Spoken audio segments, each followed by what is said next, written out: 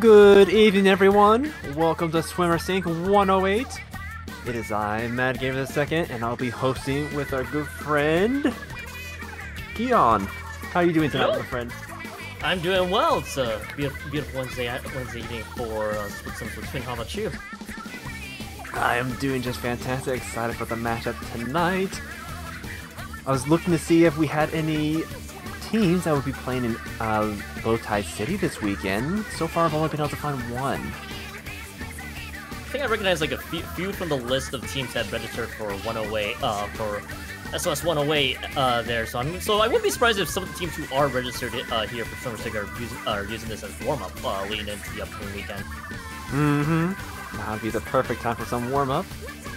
Now, as to the team that we'll be seeing tonight, Dark Masters versus Good Question. It looks like the latter is a pickup. Recognize some of the names on there. I haven't also recognized some of those names as well from Good Question, at least. Ooh, TC Makomart is going to be starting off strong tonight. We have an excellent lineup for our first set. I have to say, I approve. Show Mako. Mako is like, once again, is a small map, but plus its tower control. Do you think we'll be seeing any backliners tonight?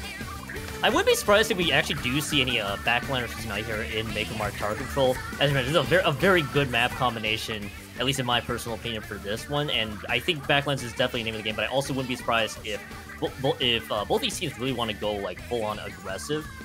There as well with like a variety of more popular choices such as Splash Medics, Splatter Shots, etc. Yes, absolutely. Like Makomart is so good for if you're able to bring the aggression, and tower control just is, if you can get that push going, you can just get so many points off it with the aggression. But I do know on the side of Good Question, Leaf is a Splatling main, so we do know that they have at least one backline player in their pocket. I am not sure about Dark Masters. Dark Masters, like some of the teams that we're looking out here, I'm actually gonna be really curious to see overall, even if they don't have any backlines, really what composition they want to take on in Makomart Tower Control. Because it's all, I mean, the intrigue here is just the mystery for both of us and probably everybody in the chat as well, with really what they wanted to dish out against the other team. They could go, as you mentioned, full traditional. You can have backlines and assortment of many different weapons. Or as I alluded to earlier, just full, be aggressive and then try to punish the other team and push the tower up ahead. Exactly. Some of the weapons I see playing on Mako quite a bit. We have the usual splashing machine. I also seen Stamper get used quite a bit for Mako. There's a lot of good ledges it can take advantage of. Oh, absolutely. I mean, pretty much any weapon really that you could take full advantage. Stamper, as you mentioned, very fantastic choice there. If you can take advantage of that zip caster and then be able to find some nice picks onto the back line, always a great choice. I've also, as you mentioned before, nothing wrong with going standard there as well. I think you alluded to the sloshing machine from earlier, which is not a bad pick either for this particular map. But again, I just like the intrigue with both these teams. Really curious to see how they both want to tackle it. Absolutely. I know, like, lately, Booyah Bomb has always been the go-to for tower control, but I know a lot of teams have been running the Ink Strike as well, either in place of the Booyah Bomb or alongside it, because, like, getting the lead, like, then being able to hold on to that lead, those specials just do a good job of keeping the opponents off the tower when you're trying to secure your points. Oh, absolutely. I mean, really what it comes down to is your specific timing with the Booyah Bombs and the triple Ink Strikes as well. You could use either of those really to secure a checkpoint and then just try to get a little further, or obviously keep the offenses going if you see, okay, the enemy team might be looking to attack. This is our time to use it. Now, you can either use it alongside or try to stagger them out. Make sure that your special timing is going to be on point if you are going to be going with the Booyah Bomb and the triple Ink Strikes all together. Because it could get a little interesting here. It looks like we are about to load it in. Yes, and we are going to be hopping into this match. We are going to be seeing the machine coming in, as well as a couple of T-Ticks and backlines for both. Oh, this is going to be an exciting matchup. I absolutely like some of these choices here. Splat Dooley's up from She's Mine as well, so you do have the crab. If you do have that crab tank available, but I absolutely like the very standard pick there from Dark Masters. One thing I like to allude to as well is that the ballpoint Splatling is a very great choice. It's finding its way back into Splatoon for sure. So it's just so look to see if they can take full advantage of that ballpoint Splatling the entire way, as we do see both teams really just trying to contest around the tower. I'm surprised. So we're having double T-Tech to the side of Dark Master here alongside the Machine and Ballpoint. Interesting choice going for the double shot. But then on the other side, we have the Carbon and the Dualies, just the vanilla Dualies. So this is quite an interesting matchup tonight, but so far, neither team has been able to really get many points off that, but it looks like Good Question is going to be starting their push right now. Yeah, right now they are trying to push right up ahead here, and they're still getting stalled a little backwards there, being caught onto the triple link strike, just trying to ended up stubbing their toe with that triple link strike there. So that is going to be the checkpoint not secured, excuse me. But it looks like right now though, it looks like both teams are kind of just stalling there. Just a quick minor push to get things started. But we do see some special stuff that are available on the side of Dark Masters. Yes, indeed, we got some specials online, and one of them is that Booyah Bomb. So they are going to be able to clear out quite a good amount of space if they're able to push up. And as we mentioned, the Ballpoint's been on the rise because of that Inkjet, and having some nice perks added to it lately. And so now the Ballpoint is just good for riding that tower. It can get a lot of movement, a lot of range. But it looks like they're going to be stalled out by the Ink Strike.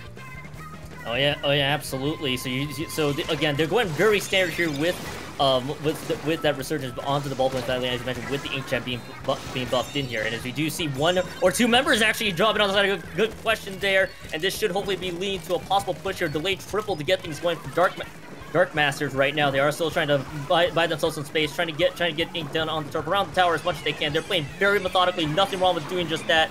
And they got two members down right now, and that will be the lead change happening for Dark Masters. It's still quite a small lead, but they are able to get the checkpoint off of, which is the first step you want to do in tower control. And with the Ink Strike coming out, they might be able to keep pushing for more points, but the ballpoint does get taken down in the crossfire. Yep.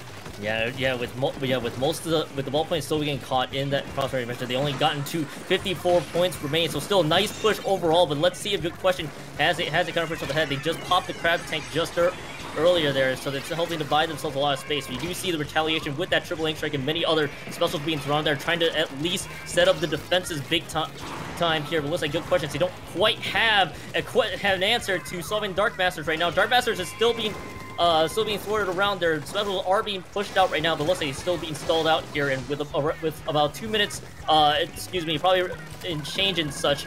Looking to see if Good Question has a response right now. They did just unfortunately lose two though. That was quite unfortunate. The Splash, the Splash can certainly get their special up to stall us out, but the Carbon is going to have to really get around in order to really make a difference, because with the amount of paint that Dark Masters put out, the Carbon doesn't have a whole lot of space to work with here. But we do see them setting up on that corner, because that's where the next checkpoint's going to be, and they're just going to have to see if they're able to hold on to the tower, but they are able to take two members down in the process. Yeah, right now they are still definitely holding on to that tower right now. They do see the triple Ink Strikes, as we alluded to earlier. The triple Ink Strikes, hopefully they on the offensive there, but they unfortunately dropped two in the midst of all the carnage, and that's just unfortunate right now. Good Question is able to win on some of these fights all together, and that's what we're seeing here from Dark Masters. All things considered right now, it's just a minute left to go, at least from what we're seeing here, and gonna be curious to see if Good Question has a response at this point in time. And still looks like they are getting past this first checkpoint. Yeah, we're getting to this final minute there. Good Question is getting that first checkpoint, and a nice double on the T-Tech. That's going to be huge. It's just the Booyah Bomb going to be proper here in defense, and as well as the ballpoint, but their Ink Strikes are going to be out of commission for a little while, so they have some time, or rather they have a little bit of space to move, but not a whole lot of time left to do it. That's going to be another 2 down on Good Question. And right now, Good Question has been able to stall them out there. Both the T-Techs dropping has been excellent there, but unfortunately, Good Question losing 2 members around the 18-second marker, and at that point in time, they now lose 3. They lose all 4 members, and Dark Masters winning the fight with 10 seconds left to go on that clock, and that's just looking very good for Dark Masters. All you really gotta do is stay on the tower, make sure you can support the defenses, because they're gonna have to stagger in the triple Ink Strikes to ensure that the tower is safe. And just like that, it's the first map for Dark Masters in this play all 3. That was such a decisive ending right there. Dark Masters getting the full wipeout. They had a good 15 seconds to spare, and they were to just hold on to that with the double strikes, just making sure they could not get anywhere near that tower, and they're going to be taking that lead as well as game 1. Yeah, that first map going Burl, you kind of really got the sense there with the way this was going, how Dark Masters really were able to get to push as much as they can up ahead and again, great special coordination, just overall great fighting has been key to really a lot of their successes there. And it's one of those cases where, good question, they were trying to find all the openings they had. Yes, as we mentioned before, two TTS were just continuously dropping left and right there, but they just weren't able to make the most out of it, and Dark Masters just kept their cool and really timing all the specials around the tower to ensure that they take that first map was just excellent for them. Absolutely. They were able to fully combine the backline, which is the sheer aggression that Macamart really rewards. And so they're going to be going off to victory. They are on their match set, but it is the play all 3, so there's still 2 more matches to go. And next up will be Manta Clams, I believe? No, Rainmaker.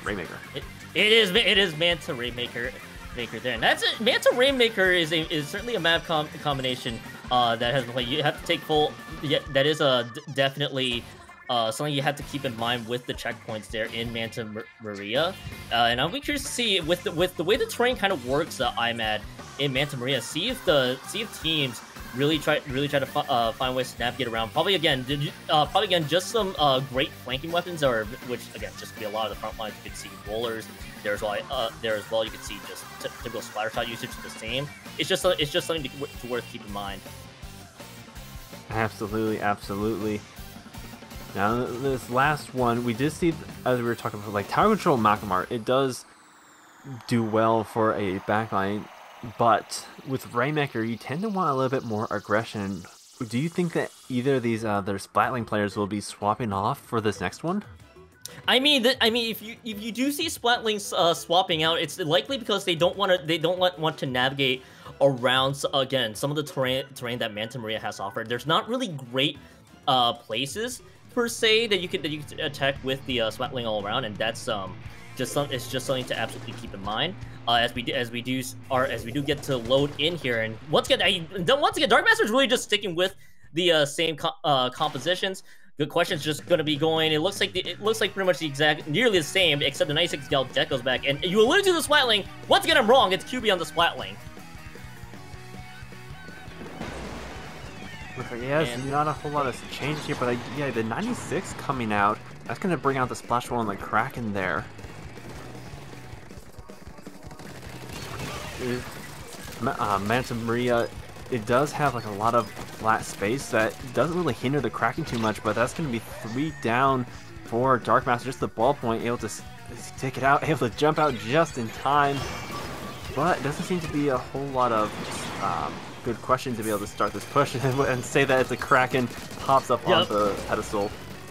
Yeah, the Kraken just on top of the pedestal to absolutely secure that checkpoint there for Good Question. Good Question, just utilizing that push all around, and that's actually just a great sign for things to come there for Good Question. They don't have to worry about that checkpoint anymore, but still very early for Dark Master's team. They have a way to work this around. The ballpoint Splatling needs to find some angles to work with here around Good Question, because Good Question is gonna try to run all around in Manta Maria.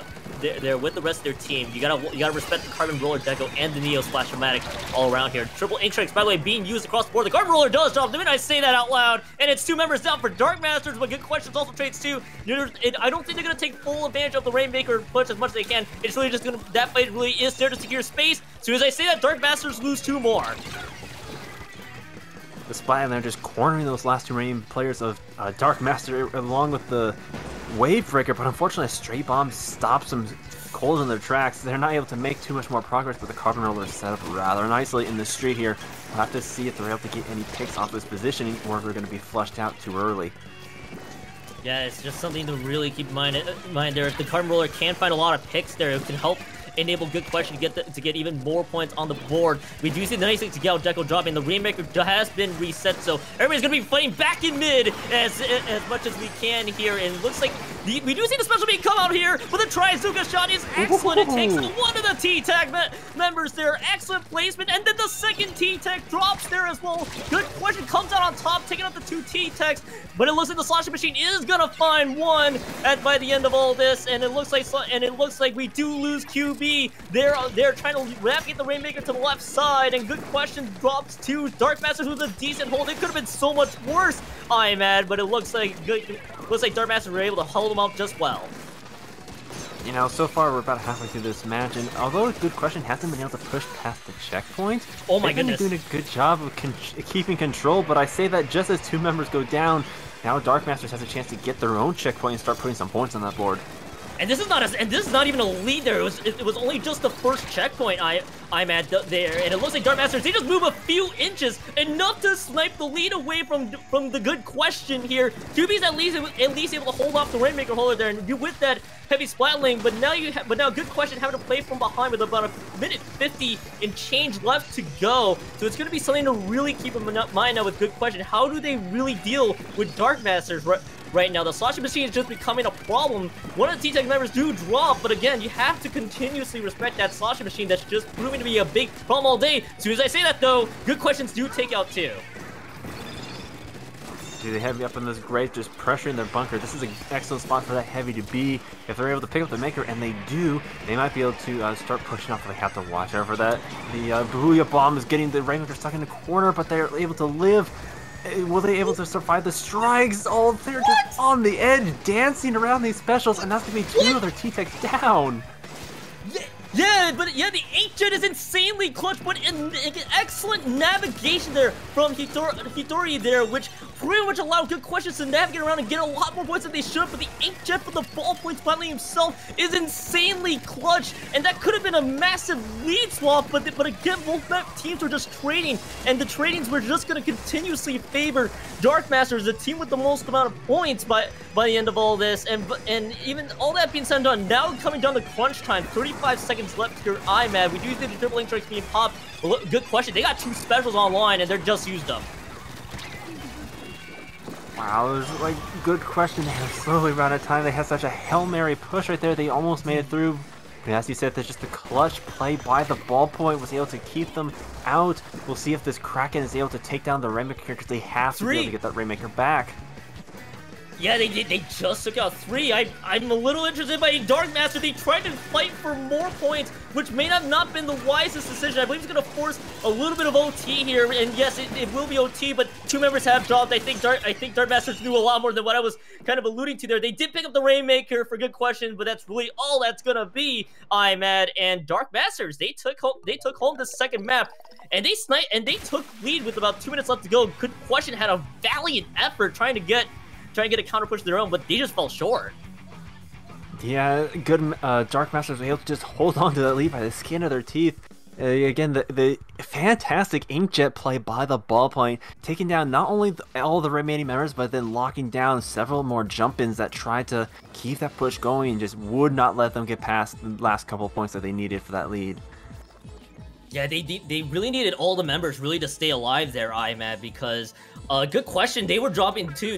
Yes, they were able to take out like almost 2 or 3 members. They could have swung that around for more points, but Hitori had to navigate around the triple ink strikes and everything else that was just being thrown at their direction, barely staying alive there too. But the Inkjet pretty much cutting it close there. Literally a difference of just 2 points on the push there, IMAD, and it had the Inkjet not gotten that clutch pick, we could have been talking about a lead swap the other direction, and Good Question being not in the setup, but Dark Masters insanely clutch with their defenses big time there in Manta Maria.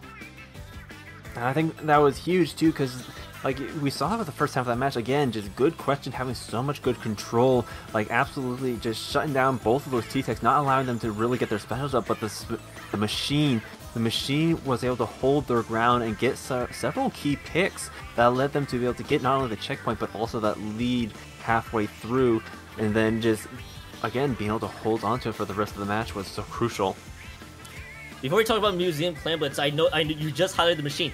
I gotta give a lot of props to the Dark Master player with that machine there. I'm gonna have to check the bod to absolutely get their name, because they absolutely deserve a massive shout out there with the fact that they take out 2, which allowed even more runs. I believe that was even the checkpoint on top of it too for Dark Masters to really just kickstart an even better push, and then Dark Master just turned that into a fight win, which led to the lead. So just excellent player on. And again, good question. The ultimate question for good question is, how do they solve Dark Masters now we're about to queue into Museum del Foncino Clan Blitz, I'm at? Indeed. You know, if you thought Rainmaker was an aggressive mode, Clan Blitz, I'd say even more so, especially for Museum. You know, like, there's a lot of open space. It takes a little bit while for the clams to spawn, but because of the choke point you have around the basket, you really got to be on your special game, on your aggression, be able to just push through the other team. It's like, even if one of the players left, they can still do quite a bit of pressure until their teammates respawn. Absolutely, and there's basically like 2 pathways really for both these teams to really approach in Museum Clan Blitz, as we're about to load in just now around here. And I'm gonna be really curious to see if a good question has a response, see if they can clean up their coordination, as we do see some weapon changes actually on the side of Dark Masters. Good question retained their same composition, but what do you think here? The V Splash with the crab, no surprise there, but the Forge Pro for Phantom. That is very interesting. Because they're losing one of their T-Ticks as well as their machine, so I imagine they're still trying to keep up some of this paint, because you do need a lot of paint to be able to move around for Clan Blitz, but still want that Booyah Bomb on hand. I get the idea there, because they probably want to take advantage of the Crab Tank. Crab Tank's just a complete menace in Museum as well. So I get the idea with the swap, and they probably want to retain the Booyah Bomb, and they have Phantom on Booyah Bomb duty there as well. Navi switching over to the Splash, which is going to be incredibly key here for Dark Masters, as we do see both teams really just gathering as many plans as we have. But we do see one power climb actually online for Dark Masters by all this. So look to see. I'm gonna be curious to see if Dark Master can turn this into a push, but they lose 2 members though, all things considered. So we're gonna have to wait on that push for a little while. Once again, good question with a lot of good map control in mid. They have the clams on hand, but once again, they have to be able to break through this chokehold onto the plat in order to start scoring points. And right now, with the ballpoint on hand, they're doing an excellent job of making sure they can't move forward at all. Absolutely, really, the ballpoint battling was just making it difficult for Good Question to navigate in front and trying to make sure that they can get a push of their own, even if they got the power climb on hand. Now 2 members have dropped. That's Heavy Splatling and Neo Splash, and now the Carbon Roller Jekyll has dropped. It's now 3 members down. I have his with the Carbon Roller going down there as well, which is going to kickstart this push for Dark Masters right now as they're trying to push up ahead. They break the barrier there, the Crab Tank being allowed in, but where is the follow-up? The follow-up is just a little bit short. Good Question is just painting around this area there, and there is going to be no follow-up. That's a one-and-done push here. I'm at the Power Clam spawns for Good Question, so good really by Good Question there. Absolutely. You know, Dark Masters, they had several good key picks that allowed them to push on the flat, but I think the strike just came out a little bit early, so they weren't quite able to pressure Good Question, and they got the pick on the one who was carrying the power clamp, and then able just to clean up afterward. Now, once again, Good Question in control of mid. The pro does go down. Good Question has several clams in their back pocket right now. Just once again, they need to find a way onto that plat, but with the crab and the ancient on hand, they're gonna have to pop a couple specials of their own. Yeah, you're probably gonna be seeing a lot of counter specials here. Maybe the pick from She's Mind, taking out the ballpoint silently, is gonna help there. They have now 2 members down to everybody across the board from Good Question, looking with a big push on their hands, and we do see that push, trying to push up ahead. I've said push a lot of times there. I'm gonna keep saying it now, as She's Mine is trying to gather around the clans, but it looks like Dark Masters, they held spectacularly well. Good Question, they had a great idea. They saw the 2 members down, trying to make a push up ahead, but Dark Masters with a great counter defense, and that power clam has disappeared entirely. Good Question is back to square one, and now Dark Masters, they have the clam. Well, they're getting the clams, and they have control of mid. Now we just see them going to be building their specials. Already that Inkjet online, but the response with the strike's going to take down that ballpoint. Now their Inkjet's out of commission. Yeah, but now it looks like we do get that power clam. Once it saved actually on the side of Dark Master, they kept the power clam alive, but with all the members really down, and Good Question having control of mid right now, trying to get a push of their own, which She's Mine has that power clam. It looks like it just saw the Kraken. may have been popped there. Yes, the Krakens have been popped, which is going to buy them some space there. QB unfortunately rolls into the splat bomb. A very unfortunate death there, and it looks like 3 members have dropped. Things not going well for Good Question, as Dark Masters again with a nice hold there. Get the idea with the Kraken trying to allow this push to happen, but again the push falls short. Dark Masters hold again, and we're down to a minute left here. Not a safe 80-point lead, really. Good Questions, they just need a better push. One power clam plus another will do it, but let's see if they can find that opening. Yeah, they're doing like a Good Question.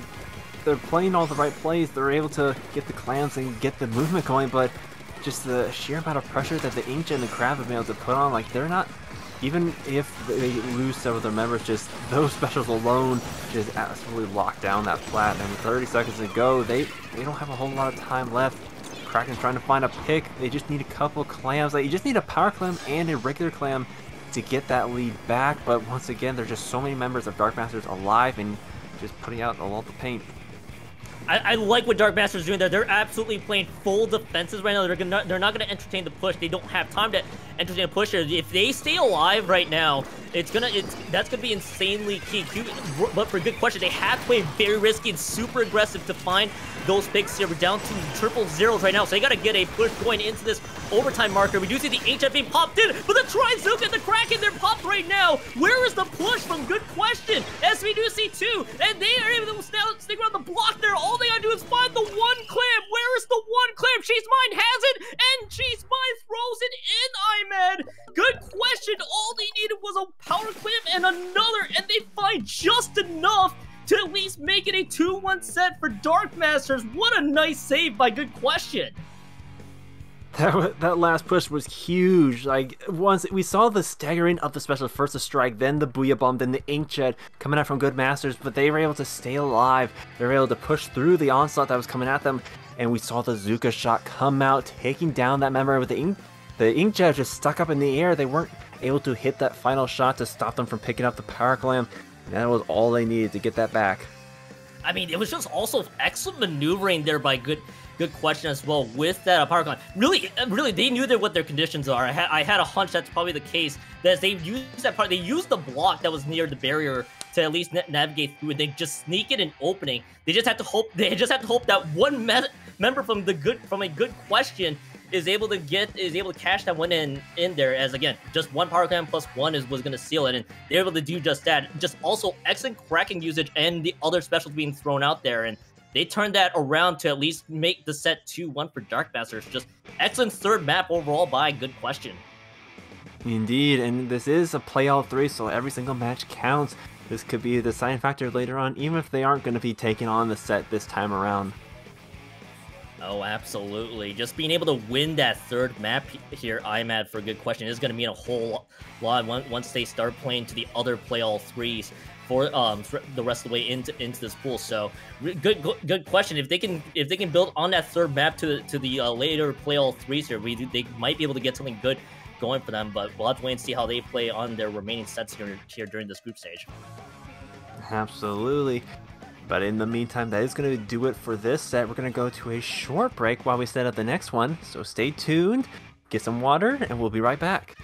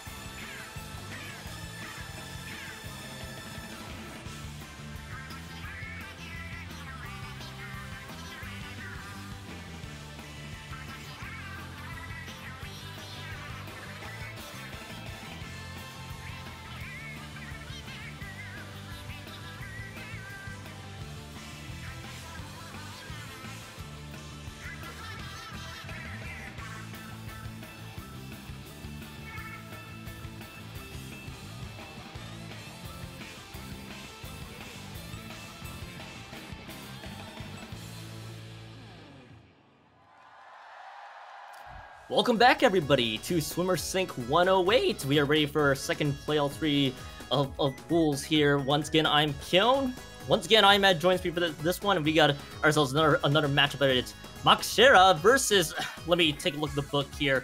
252 plus spot choice specs, Great Tusk, Helping Hand, Size Shock versus 4 HP, 0 defense, Nihilego in Psychic Terrain, 204-240, 109.6, 129%, guaranteed OHKO. We'll just don't call him 252 for short. I'm excited to see how this match plays out. Indeed, I am as well. We're going to be going to Hagglefish Market zones for our first stage. Looking at these team rosters, like, once again, I recognize the names, but I can't place the weapons to the faces just yet, so I am in the dark about what we're going to be seeing for this matchup. No, absolutely. We're about to be loading right into Hagglefish Market zones here. I'm at now. We've alluded to some weapon choices that could play out nicely here in Hagglefish. Don't be surprised if we see backlines here, because this is a very nice map for backline here in zones. And also but also both teams have to respect that that flanks are available on both sides. Absolutely, and I would be most excited to see some more Splatling action. Particularly the ballpoint is especially strong for this matchup. Just the range and the angles it's able to hold. It's got a lot of good paint and range just to be able to hold down that zone. Oh, absolutely. And I think I wouldn't be. And in the previous set, we did see one members just specialize in that ballpoint. I would love to see if either of these teams dish it out here. And as we do get to load in here between 252 and Macaxira, well, we don't get to see the ballpoint here on one side, and we still won't see it on the other side, but I've fundamentally very different choices here. Assist head, by the way, is on the E-leader. Indeed, we see the E-leader with double splash in the 52. Looks like and then 252 going for the aggressive combo with the support junior. But that's going to be 2 down already, and the strike's coming out to clean up. That's going to be a fast zone for Macaxira here. Yeah, Macaxira should be able to continue with this pressure right out of the gate here. We do see 2 members down. Oh my goodness, Humor is able to get a few more, and now members are dropping there, but they took their time neutralizing that point, so it did buy them enough time there for 252 to immediately get some points on that board. But it looks like Humor is able to get some more, and there's another pick on Humor. That's 3 members that Humor just took out right now. They're pushing this full-on aggression even further, but the zone's been left unchecked for a quick second there, so just a little quick neutral, but a lot of these fights going in favor of Macaxira. They're just absolutely locking down that zone. Like, so far, 252 has not been able to really touch it, and they're already 2 down once again, 3 down. Strikes come out, just boxing in the last Tetras. Yeah, now you got that delayed wipeout entirely there. Bishop and the rest of 252 is going to have to try to push right along here and see if they can stop this crazy onslaught that Macaxira has. They have a lot of that mid to their territory painted down here. We do see the stamp from Bishop, and the crab tank should be popped out here, and the crab tank is just neutralized out of there, but they are able to flip, so it is going to be a lot of penalty points there. But again, even with the flip, they lose 3. It's another delayed wipeout in favor of Macaxira. That's going to buy them a little bit more time with the hefty penalty of 50, but you already see Macaxira pushing up to that plat right there. They're going to need a whole nother set of special just to be able to push back out. And we see the resliders online. Macaxira, just the aggression. Oh, that's going to be the 52 down. That's going to be a huge pick for them. But now they got to move in. They got to take that zone. Yeah, now we get to see the stamp able to push right up the head. They do take out the leader and the other splash. That's going to be some members down, so hopefully this is going to give 252 a chance to set up here. They just got out of those penalty points. Now they're going to start getting a lot of the control pushed up ahead there, as we do see 252 trying to retreat a little bit back there. Make sure Silver trying to make sure they get a lot of their area painted, so in the event that Macaxira might be trying to throw an onslaught here, WaveBreaker being thrown out there from Silver, and a 52, and the E-leader drops. 252 is now pushing momentum on their side here, and it is a wipeout. Bishop takes out 2, IMAD. This is going to be absolutely huge, and Bishop are just set up on that left side, waiting for the drops to come in. Like, 20 points remaining. They can easily get the lead here, if not the knockout. We do see the 1 coming in from behind, but that's the lead done and gone. And that's just the splash remaining, even though they do have their crab online.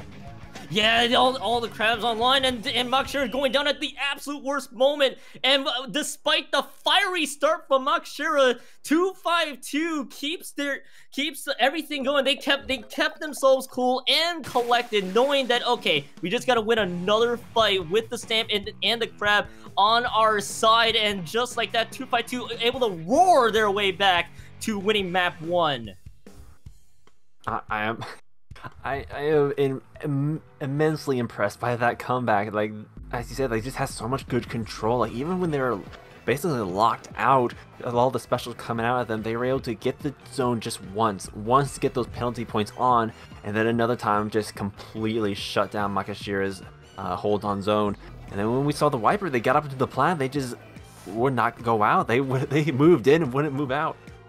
Yeah, I mean, that wiper just absolutely sealing it there for 252 to at least get to at least turn that from what appeared to be a huge deficit into a KO in their favor there. One of the key things to note, though, that Macaxira losing that 52 early meant that they had to deal with 3 members up, trying to play heavy offense, trying to lock out 252, but 252 just played patiently. They just wanted to farm up the specials, just charged right in with the stamp, and then you got to see the E-layer, the splash just dropping as well, which meant that Macaxira has to just reset everything leading up to this point, and Macaxira just lost all momentum, and 252 just ran with it. Absolutely, absolutely. Now, the next one, Tower Control Inkblot, it's pretty much the same boat. You know, zones is one of those modes where if you lose your attempt to get back to the zone, that can leave you at such a huge deficit. Being able to push up past the objective is gonna plays a lot for getting those points on. Tower Control Inkblot is much the same way. You got to be ahead of that tower. But there is a little bit more flanking opportunity, but the lockout is just so much harder to get out of. Absolutely. So if we saw really from if the last map I'm at is anything to go by, both teams are just trying to go full lockout mode and just try to lock out the other team as much as possible. We could be seeing possibly one of these teams try to go with the exact same strategy with Inkblot, Art Academy, Tower Control there as well. So I mean, weapons might be slightly different, but I think the strategy will probably be the same for both these teams. No, 100%. And there's really a few things really to note though. I'm at is in the last map we did see the E-leader take full advantage of Pegglefish. I don't think that some of this map may not be too conducive to backline, so I wouldn't be surprised if they alternate into more mid to front line heavy choices here, as we do get to see everybody queue in right away. Well, there's that bullet point. It just came a map later here, and there's the blob lobber. Hello. Dang, they're really running with it this time. We see pretty much no changes other than the blob and the ballpoint coming out. You know, I have to say that the ballpoint's such an excellent pick. Nautilus in the last game with the suction bomb and inkjet played a very similar role, but now we see 3 members of Macaxira reverse from the last match. They're down 3 already. Yeah, Macaxira now having to play with 3 members just going down like that, which is going to be the first checkpoint for 252. And the splash drops again. So right now they're having to play from range. They can't really push too far up ahead, which would be even more points. And 252, they're just running with this momentum with the previous map all around. The Inkjet, at least from assist, takes out the wiper there. And now that's 3 members being eliminated, turning that into a wipeout there. Macaxira, they didn't really need the Booyah Bomb, but what Booyah Bomb do we really need it for? They turned this around, and now it's time to see if they can push their advantages up. You know, 252, they got past that first checkpoint. They were able to touch the second one, and it's not a huge lead to have to come back from. Is that second checkpoint can be the catalyst. You know, if Macaxira is able to push past it, that's going to be a huge amount of points on the board. But that's going to be their wiper already taken down, and a lot of pressure. That's going to be 3. Yeah, 3 members dropping the Booyah Bomb there from that Slosh Machine. Really only taking out 1 member, which really isn't going to mean a whole lot in terms of the advantages there. We do see Echo is able to take out 1, and then it looks like a second on the assist. There, Echo, and the rest of 252 are going to try to convert this into a counter push of their own. They drop the splash again, and we're going to see the crab take and the stamp. Let's see the stamp can roar right in the pressure out Macaxira there. Macaxira having to play full retreat. The stamp takes out 1, and then I think the second members dropping on the assist. It's 3 members down all over the board. 252 are playing havoc against Macaxira. 252 is on a rampage right there, taking out the ballpoint. Was the one that really pushed them out the last push, but they were able to take them out before their inkjet came online. And now there's 3 again, just a machine left, but that's a wipeout on the last checkpoint. They have 10 points before that KO. Well, if Macaxira is able to stall them out, but I don't think that will be the case. No, it will not be. Just 252, the game-sealing wipeout there at the end to just completely seal it there. And 252 up 2-0 in this play-all 3 set. That was just an excellent map there played by the rest of 252. They played that. They pretty much gave Macaxira a taste of their own early game medicine, taking out 3 members and then tried to push it up even further. They did lose a fight in that first checkpoint, but they weren't too phased by it. They just kept going and going, and Macaxira just didn't have a response for them. Absolutely, and it looked like, you know, they learned from that first match. They knew Macaxira would be going for that early aggression. They were able to counter that, getting the upper hand early on, and then they were able to just fast forward to the second half of the first match and be on the aggressive hand on pretty much the entire of that match. Yeah, and we've alluded to this one before. Both teams are just trying to go full lockout heavy strategies here. Just trying to see if they see that they've taken out 2 or 3 members on your team, we're gonna try to make sure that you have no chance to come back. And we get to saw that in full display with 252 in Inkling Art Academy Total Control. That's how we are 2-0 up here for 252. And now we're coming into this third map here for Scorch Gorge Rainmaker. I mean, what do you really expect to see here, IMAD? I expect nothing less than what we've already seen. You know, if these last two matches rely heavily on the amount of aggression to be able to pull out Rainmaker Scorch, even more so, you know, it's like if 252 is able to pull off once again what they did in the second match here, they can get some heavy points and just play defense for the rest of the match. Like, it is the higher the lead on this map, the harder it is to come back from it. Oh, absolutely, and the checkpoint locations there for both these teams. There's really one really good way to go about it, and that's generally the right hand side. Both these teams want to be very bold going left, but I mean, we have no shortage of just bold plays really from either of these teams here. So, as you mentioned, I think we are going to probably be expecting to see the same, though. But I'm curious to see if we're going to see some weapon adjustments here, and especially with Macaxira, they're starting to realize that they were down 2-0. They're going to see if they can try to win this third map to at least make it a 2-1. So, going to be curious to see how they want to deal with this one here. The Stamper, the VDS are coming out here on that side. Dang, VDS, Stamper, ballpoints making a return. Like, they completely revamped their comp here, and that's going to be the Neo Splash, not the Vanilla as well. And pretty much no changes from 252 here, still sticking with that blob. I mean, if it ain't broke, really don't fix it. The blob is definitely not a bad pick here. With Scorch Gorge, especially when you factor in the terrain and everything else here, is both members, they drop 2. Silver picks up the Rainmaker early. Bishop drops. It's only Silver with the Rainmaker here. Silver's gonna have to try to run and play a bit of an escape artist, but that's not gonna be the case there. I think the jump might have been a very bold maneuver, and it looked like they are able to escape themselves out of it. We do see a delayed 2 members down there, and it looks like Tadashi's already going to drop right now. It looks like we're going to see that Rainmaker on Humors, and see him get picked up, but no, another drop there. The Crab Tank takes him out, and that's 3 members down on Macaxira's side. We're going to see 252 push up with this Rainmaker, IMAD. That was both teams just in a row, getting the complete wipeout, nullifying that push. And now 252 is back with the advantage, once again losing 2 of their members in the final. They're going to get wiped out. You know, 78 is not a huge push right there, and now Macaxira is on the aggression once again.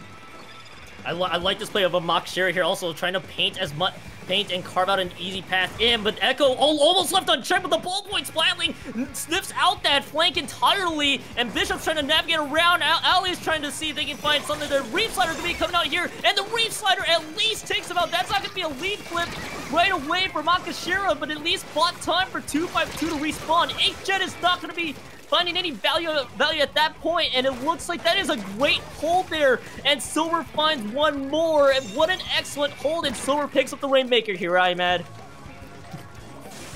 Neither of these teams are letting the other get any sort of ground. Like, once the Rainmaker gets picked up, they they shut it down so quickly. Like, we see the strikes coming out. Tetras go down. They might be able to get this checkpoint, but no! They get taken out before they can reach it. Yeah, they got taken out, and then the rest of the members drop insane fine there by Macaxira, preventing the first checkpoint, and then the wiper drops as well to 252, realizing they're starting to stagger a little bit. Ali at least finds one, and Ali might have found a second member there. The Dark Tetris is absolutely going ham, and then finally going down by the end of all that, and it looks like we're going to see a trade there for the wiper and the stamper. Renville's dropped by Bishop, and it looked like, excuse me, Echo, I got the wrong name there, and it looks like Rainmaker has been popped up there. The Grab Tank now trying to carve out a path, but it looks like the Rainmaker's been dropped again. The Crab Tank's the only one that's really near the Rainmaker. Ali and Bishop are trying to pressure the rest of Macaxira out, but it looks like this will be the first checkpoint here, Imad. This entire match has been just absolute bloodbath, but finally 252 able to get the checkpoint. I think they were able to get a couple of points afterward, and they are indeed. They're going to be pushing up. That's going to be up to 50, but it's going to be shut down by the Stamper in the corner. But still, that's 3 members down, and Bishop is pushing up. You don't want this wiper in your base at all. Yeah, the wiper gets punished by the looks of it. It looks like Reef started coming in here to carve out a path, and the Rainmaker's been dropped. Rainmaker right near the ramp there, and it looks like this might be a decent hold by Macaxira, and Macaxira is going to be able to hold this one, turning this into a delayed wipeout with the Rainmaker stuck in the bubble.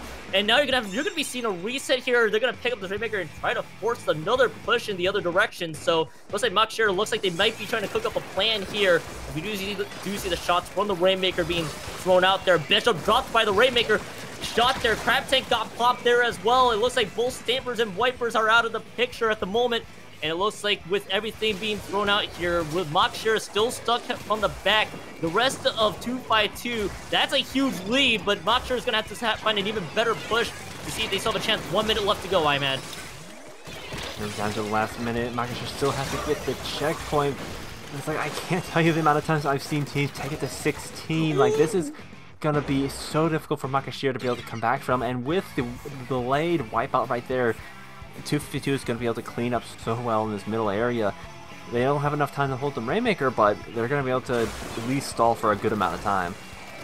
Yeah, I think the Rainmaker timing might be a little bit off there, as we do see Silver and the rest of that crew. It actually might be enough, just barely, for that stall, but I think they're going to try to look for even more than that as they take out 3 members. The Rainmaker finds 1. Bishop is dropped, though, but that's 3 members up for 252. We do see the Crab Tank being popped out here, Imad, but the Rainmaker drops. At least it will buy OT. If they win a fight on the other side, this could be really good news for Macaxira to turn this one around. They turn this into a wipeout. What the heck is going on here? Macaxira gets a wipeout. Now they got to get to the first checkpoint, and we're gonna have to see if they can break it even further. That overtime timer is gonna be going down here, Imad. We're gonna see this Rainmaker being popped in. A Bishop has to throw ink over there to make sure that they can hold this one through. Now we see that Rainmaker being popped up right now. We gotta see if Macaxira can win this fight. Here, it looks like everybody is being centered around right now. We do see the Stamper drops, though. That might be huge, as we do see 2 members have dropped. The Crab Tank's been popped in, but it looks like Bishop drops as well, and the ballpoint splat lane going down as well on top of everything. Reef Slider to absolutely try to seal it, but it looks like the Rainmaker is just barely holding on to a little bit of life, and finally going down here, Imad. Macaxira was so close to try to swing that backwards, but 252 with the greatest defense, they turned that to 3-0.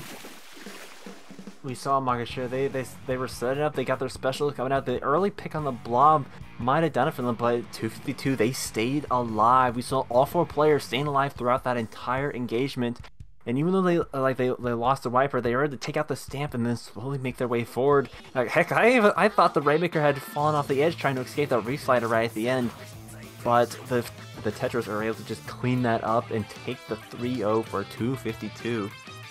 I mean, that was just an excellent offense to turn that into 16 points remaining. Really, they just needed to hold, really, for 252 to really just take home that 3rd map there. But great turnaround by Macaxira to turn that into a wipeout, to at least have one last effort, really, to turn that into a return win there for Macaxira. But they just weren't able to do it by the tail end of it. And they played that Rainmaker Scorch map very well, but it looked a little scary at the end, to be honest there, Imad, for 252. I think they don't want to try to deal with that one again, but still, just like really an excellent showcase from both these teams, but 252 just went out on top on all three matches with their brand of aggression.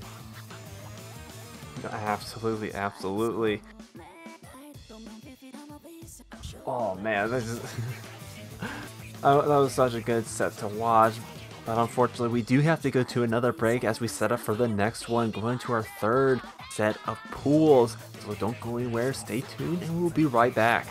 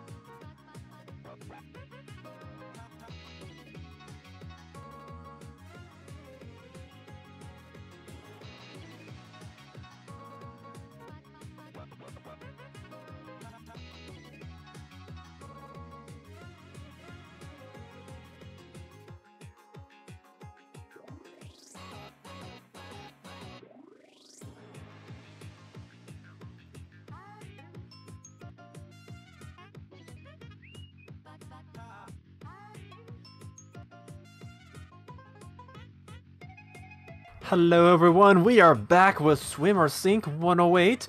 Once again, it is I, Mad Gamer II, joined by Keone, and we do have a little bit of an ad for you before we get started with this next match.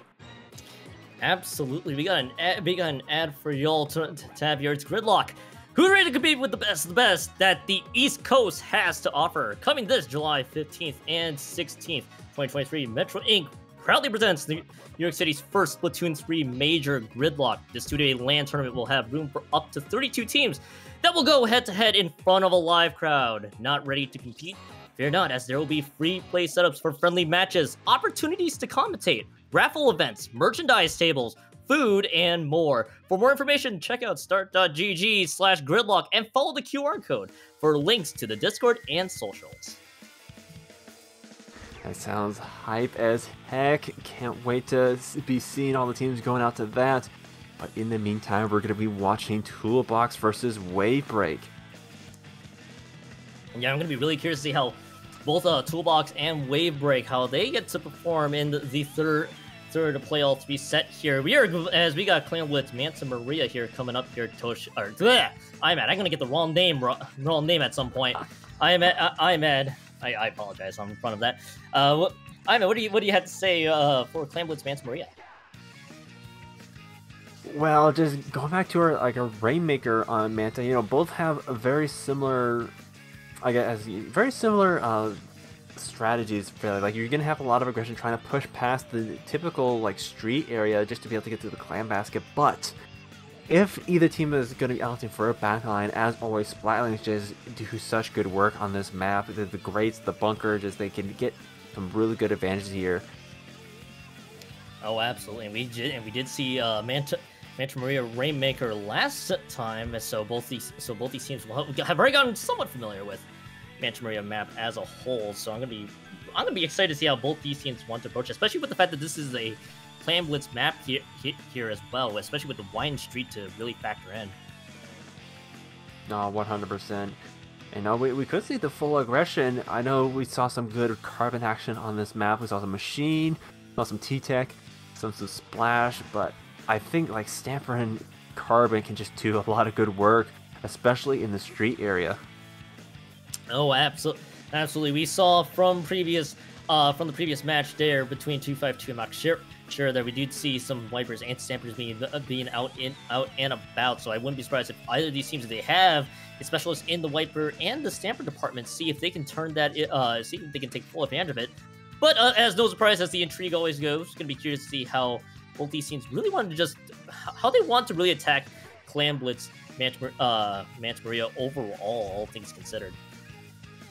Now, a weapon we haven't necessarily seen just yet, and probably more suited for Rainmaker, but Tri-Slosher Nouveau with the Fizzy Bomb and the Cooler, or even Vanilla Kit with the Toxic Mist and the Inkjet. Either the Tri-Sloshers can get some good work in here. There's a lot of good legends in the camp, and the specials just go well for the aggression. Ooh, we are going to see the Nouveau coming out as well right here. Oh, and this is gonna be so much fun to see there. You called it out too. We haven't seen a Tri Nouveau in our call here. WaveBreak's gonna be trying to dish this one out here. We do see the Splat Deuce. We do see double crab, just a different variety of a double crab there as well. So I'm gonna be really curious to see how WaveBreak, how they can take full advantage of that one. As we do see Toolbox drops 2 right out of the gate. And this could be a full-on advantage for WaveBreak here if they can find even more members. Shu takes out 2 members of Toolbox, and now the members are just dropping left and right, turning this into a wipeout. And they've broken the barrier here down to 77 points remaining. 1+1 so far. The Crab Tank is trying to pressure out the rest of Toolbox, and now all of the clans are just being chucked right in. Well, fast early start for WaveBreak. They are getting neutralized right now. This is going to be a good hole for Toolbox. Well, what a fiery start that we're seeing right now from WaveBreak. Absolutely, like they did lose 3 of the members in that push, but they held W key so early in the match. They didn't even need specials to really break in. Like they had their specials ready on hand to maintain that push once they got the drop in. But now we see Toolbox there making a play for Street. They lose their Tetras, they lose their 52. Now it's just the 2 shooters remaining, and then WaveBreak, they're able to clean up before Toolbox can even make something happen. Toolbox right now. You do see that triple ink strike just being dished out here, but just a great find overall. The Crab Tank finds a nice little opening to make it happen. And right now we do see Aetherizer and the rest of the crew trying to see if they can turn this into something good for them. Toolbox Linen specifically has the Power Clam, but it looks like its things are kind of slowing down a little bit here because there is still some rolling that's just taking place here. Linen is just going to be caught in no man's land, going to have to escape. So they have to lose that Power Clam, but the Power Clam is still but the Power Clam near their respawn from that initial push is still there. Tusk has not been able to get a foothold so far. WaveBreak has just been hunting down their members, and once again they have a lot of clams in their streets ready to go. The strike comes out, but a little too late. Just a 52 remaining, and WaveBreak is up in their street. They haven't broken the basket just yet, but they are so close to doing so. Yeah, they did. Yeah, they do get to break the barrier, and now a few more clams just get out of those penalty points. And it looks like this is just turning into a full-on aggression and just a complete onslaught by WaveBreak, turning that into a delayed triple there. Linen's gonna drop there as well, but there are no follow-up clams. That push gets stalled, so WaveBreak just didn't have anything extra. They only just gotten maybe a few more points out of the penalty there, but at least they got out of that penalty. They got the penalty points back, all things considered. Now we do have a Power Clam. They are still keeping this onslaught going. WaveBreak is just wasting absolutely no time. They've broken the barrier yet again. Sam's coming out here as well. 52 drops. Linen's just using the Crab Tank, trying to make sure they find a decent opening to pick off members. Tactical was also deployed there for the full speed, and it looks like the squad dualies have dropped by the end of it, but they're still keeping this basket alive here, IMAD. And we saw in their other push that they got wiped in. They had the Tactical on hand, so they were able to respawn pretty much instantaneously, and now is active again. So I think they were able to sustain this push for so long, and they have a lot of map control still in their possession. They do lose the try here, and the strikes are going to come out to clear some area, but right now Toolbox is just kind of stuck in their street. Yeah, Toolbox is just stuck, is just jammed at street here. Just this crazy onslaught from WaveBreak is just proving to become an absolute problem here. And right now, Toolbox, they have to go to their Toolbox to see if they can find any responses right now. But it looks like WaveBreak has other ideas. They take out 3 members, and the Crab Tank took out a few members though, but I don't see a Power Clam that's online for WaveBreak, but now we do. But where is the follow-up there? They got out of the penalty points again, but it looks like there is just going to be no extra clams, just turning this into a full-on brawl. And right now, all that being said and done, they at least eliminate the Power Clam holder on Toolbox right there, and WaveBreak just continuing this pressure going. They're down to a minute left. Oh, we saw the wiper just set up on their mask. Now they're trying to just keep the streak going, but that's going to be a full wipeout on WaveBreak. This is Toolbox's opportunity to really push into mid. They have a lot of clams in possession, but they're going to have to really hold down this streak. They got their specials as well. We'll see if they're able to take a chunk out of their points right now. Yeah, they got 2 Power Clams. They just cashed in on both of them, and again, 3 members dropping from WaveBreak. I'm getting some major deja vu here with how this Glam Blitz map is playing out, but there are no extra clams right now, and it looks like they're just trying to stall it out, probably throwing a few more, and we do see some more clams being chucked in, but it looks like members of Toolbox are falling at inopportune times, and 3 members have dropped. Rail has to escape right now. They gotta get the Power Clan spawned and at least get an OT, but that barrier goes back up. They made it more manageable here, IMAD. Absolutely, like 31 to 24, that is so different than the 24 to 100 we saw before. They can certainly bring this back. They just need a couple more clams in their possession. That's going to be a nice pick on the wiper right there. The Crab Tank is online for the duelie, but the duelist gets taken out. Toolbox is just 2-man down. They're going to have to really start getting something moving. They're halfway through their overtime, and they're slowly running out of time. Yeah, the time just ran out on Toolbox. Just finds by WaveBreak. Just completely shut down any offensive power they had left. And just like that, WaveBreak, they start this first map off strong, winning this first map on Clam Blitz Manta Maria. Things got so scary for WaveBreak right at the end there. Like the wipeout, and then Toolbox got the movement. They got their they got into gear, they got into the street, and they were already with that basket open by the time that WaveBreak was able to respawn. It's just, again, didn't have the follow-up at the time that they needed. They easily have taken that lead back. Absolutely, just they had a great push at the tail end of that one. Toolbox, that is, to at least try to swing back, go around, and possibly take a lead just down 24 to 100, but really, all that really started was WaveBreak's just insane aggression and onslaught onto Toolbox just made it so difficult for Toolbox to find a response. They kept that basket open for as long as they did to turn that into more pushes for them. And the only time that Toolbox had a chance to do it was on a wipeout to try to swing it back in the other direction. But by the time that happened, they were just slowly running out of time. They needed to do a few more of those with way more time left on the clock. Yeah, and then WaveBreak's whole comp was just built around being able to just push forward, hold W key, and then be able to come back and push W key again over and over again. Like we saw the QR knock down everybody, then we saw the juice just getting thrown out by that tri-slosher, and the sustained push halfway through that match got them the points that they had. And if they had not been able to get that lead, they could have easily lost it to Toolbox at the end there. Oh, absolutely. I mean, they built themselves such a huge lead that that any cushion they had would have easily helped.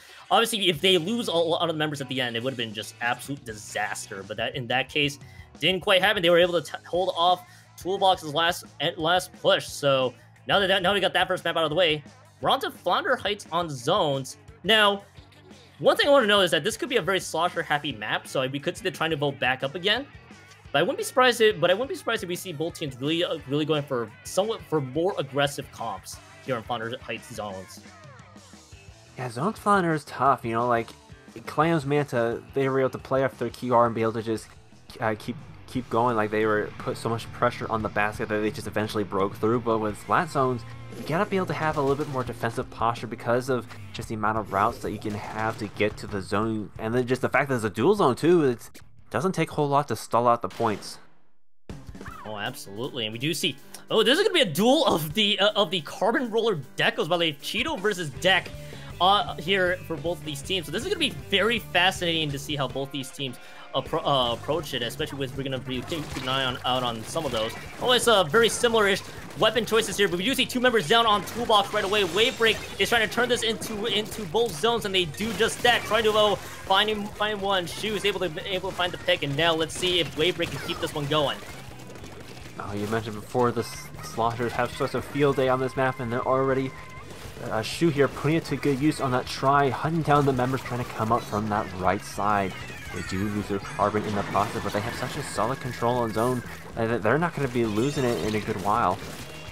Yeah, and right on that try to, my goodness, Shu is able to make the most out of that with that lone life, but it looks like WaveBreak is just turning this into their favor. Their Luke gets dropped entirely. It was just a bit of a trade, but every trade is just gonna keep favoring WaveBreak. WaveBreak just has full control of both of these zones, and Toolbox has to again find a sneaky push to work with here, but members keep getting dropped. The Crab Tank just shutting down one of the routes here. They turn this into a wipeout, and WaveBreak on a massive clinic. If we thought the first map could have been crazy, this was not even close. WaveBreak takes this 2-0 here in the set. You know, that is the thing about Clambless, is like you can be as aggressive as you want, but you gotta have half your mind on the objective. You gotta be looking for more clams to push your points. Zones, not so much. Once you have it once, all you gotta do is go back about your business and slaying out against the enemy team. I was a little bit worried with Flounder because, again, like there's just a lot of routes you can be able to get back into zone. Is not always safe to be pushed up against their spawn, but WaveBreak, they had a lockdown pretty tight, and then we saw at the end they were pushed up against their spawn, not letting them get anywhere near that zone. Yeah, and I gotta give a lot of credit here, really, to the rest of WaveBreak there. They just absolutely ran with both of those zones, and they also played the formation well. They left the lone Crab Tank behind in the event that Toolbox was basically trying to surprise them across the board there. And if you see a push completely starting to go sideways, let's just pop the Crab Tank once we have it available and make sure that they have no chance to swing it back the other direction. And it was just really smart play all around by WaveBreak on that Flounder Heights zones map. Yeah, really, like there wasn't too many differences between their two comps. Like the try was with the one big difference, but like, yeah, they played it to their advantage incredibly well, like you said, and that's going to be a 2-0 for WaveBreak. We'll have to see if Toolbox is able to take a game off them in this third match. Third match being Sturgeon Shipyard Tower Control. This is a very terrain crazy map. I'm gonna note there with the tower pathing going to the right hand side, so it leaves a little bit of maneuverability, flanks and maneuverability around for either team to take advantage of if they want to make it work. But I'm gonna be curious to see. Toolbox has to find a response for WaveBreak if they want to turn this into a 2-1 salvage the third map here, but they gotta look to see if they have a response for Shu with that Train of Ohu that they've dished on the past 2 maps. See if they can try to find ways to just shut down the rest of WaveBreak's full-on aggression. I think Toolbox, all they needed to do is find an opening, and we saw that they were almost able to bring it back in the Clans match because they were able to match WaveBreaker's aggression, be able to get into their street and hold them out long enough to get some clams in the basket. But just like with that second game, they weren't given an opportunity to. Like once WaveBreak got the zone, they just pushed out. They didn't let them get near it. So if Toolbox is able to get the upper hand at some point, they can definitely bring this match around. Toolbox, as I've alluded to earlier, Toolbox has to literally go into their toolbox and find the weapons that they think will make it work. Now, I praise Shu with their Tri-Slasher Nouveau. Then they dish out a range blaster, so all bets are off the window. And then Zook's here with the Rapid Blaster Deco here. Oh my god, this is quite the cock. You know, you have your typical junior, you have your V-roller. I can imagine they're going for that bubbler route, but again, you have the squelchers and the range blaster combo. That's not what I expected to see coming out from this team. Pretty much everything that I had in a read for WaveBreak just got thrown out the window with this target control map. They were thinking of something incredible right there, but Toolbox has just taken this one down to the first checkpoint. The bubbler was popped out. You got the sloshing machine. At the very least, one of the big changes.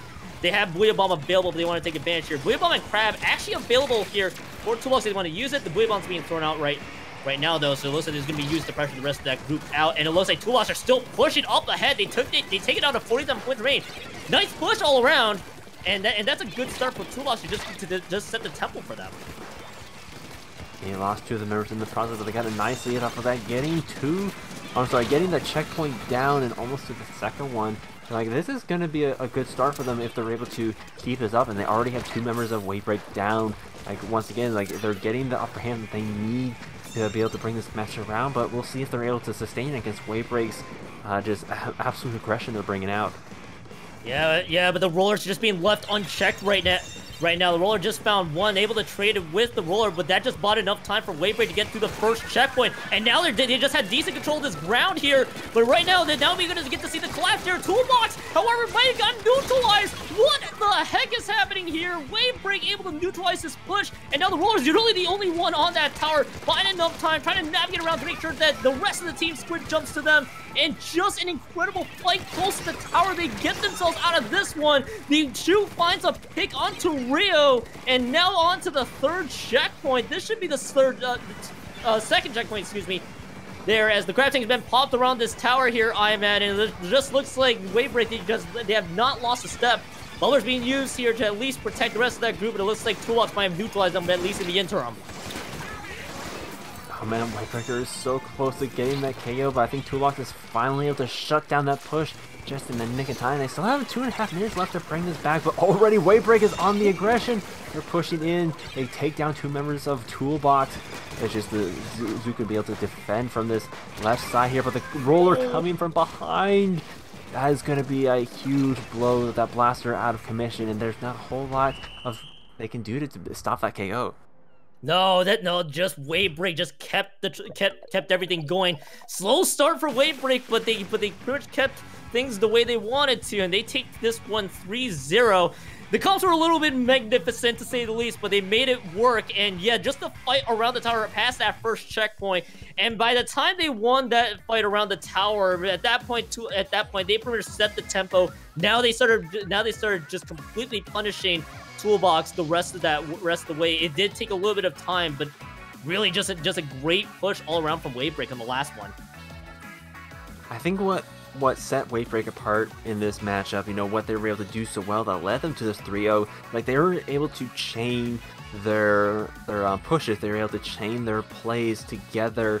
Like even if they lost to their members the last remaining members would be able to stay alive, keep the objective going, and give jumps to the rest of their team, and just absolutely keep on pushing and pushing and pushing. Like, even at the end there, Toolbox shut down that push for like 2 seconds, and then WaveBreak was already back in and getting that KO. Like, the only time that Toolbox was able to completely negate WaveBreak's play was when they got the wipeout on Manta Maria, and just weren't able to see that again. Yeah. At that point, you know, that was really the only blip that WaveBreak had. But ever since then, WaveBreak was just on a tear, on a mission, really, on the last two maps here. All things considered. The Splat Roller was also, I'm also going to note here, the Splat Roller was just an excellent pick all around too. Just found so much value or just navigating around those flanks, and just the unsuspecting Toolbox members just weren't ready for just this roller to just sneak around them and just eliminate them like that, once that started happening, and then even more picks started to show up, WaveBreak was just gonna completely tear that target control map to the very end, and it turned into that KO that we noticed. And I so thought we were going to be seeing a Rickroll on the stream. Like, I noticed the roller kind of creeping up behind the Rapid right at the end there, but in the end they were spotted out and had to deal with them with a flick. Twas unfortunate, but that is going to be WaveBreak with the 3-0 for our last pool set. Now, that is going to be all the points tallied up. We're going to be going to another short break as we get the rest of the bracket set up for our final cut for our Great White and whatnot. So stay tuned, and we'll be right back.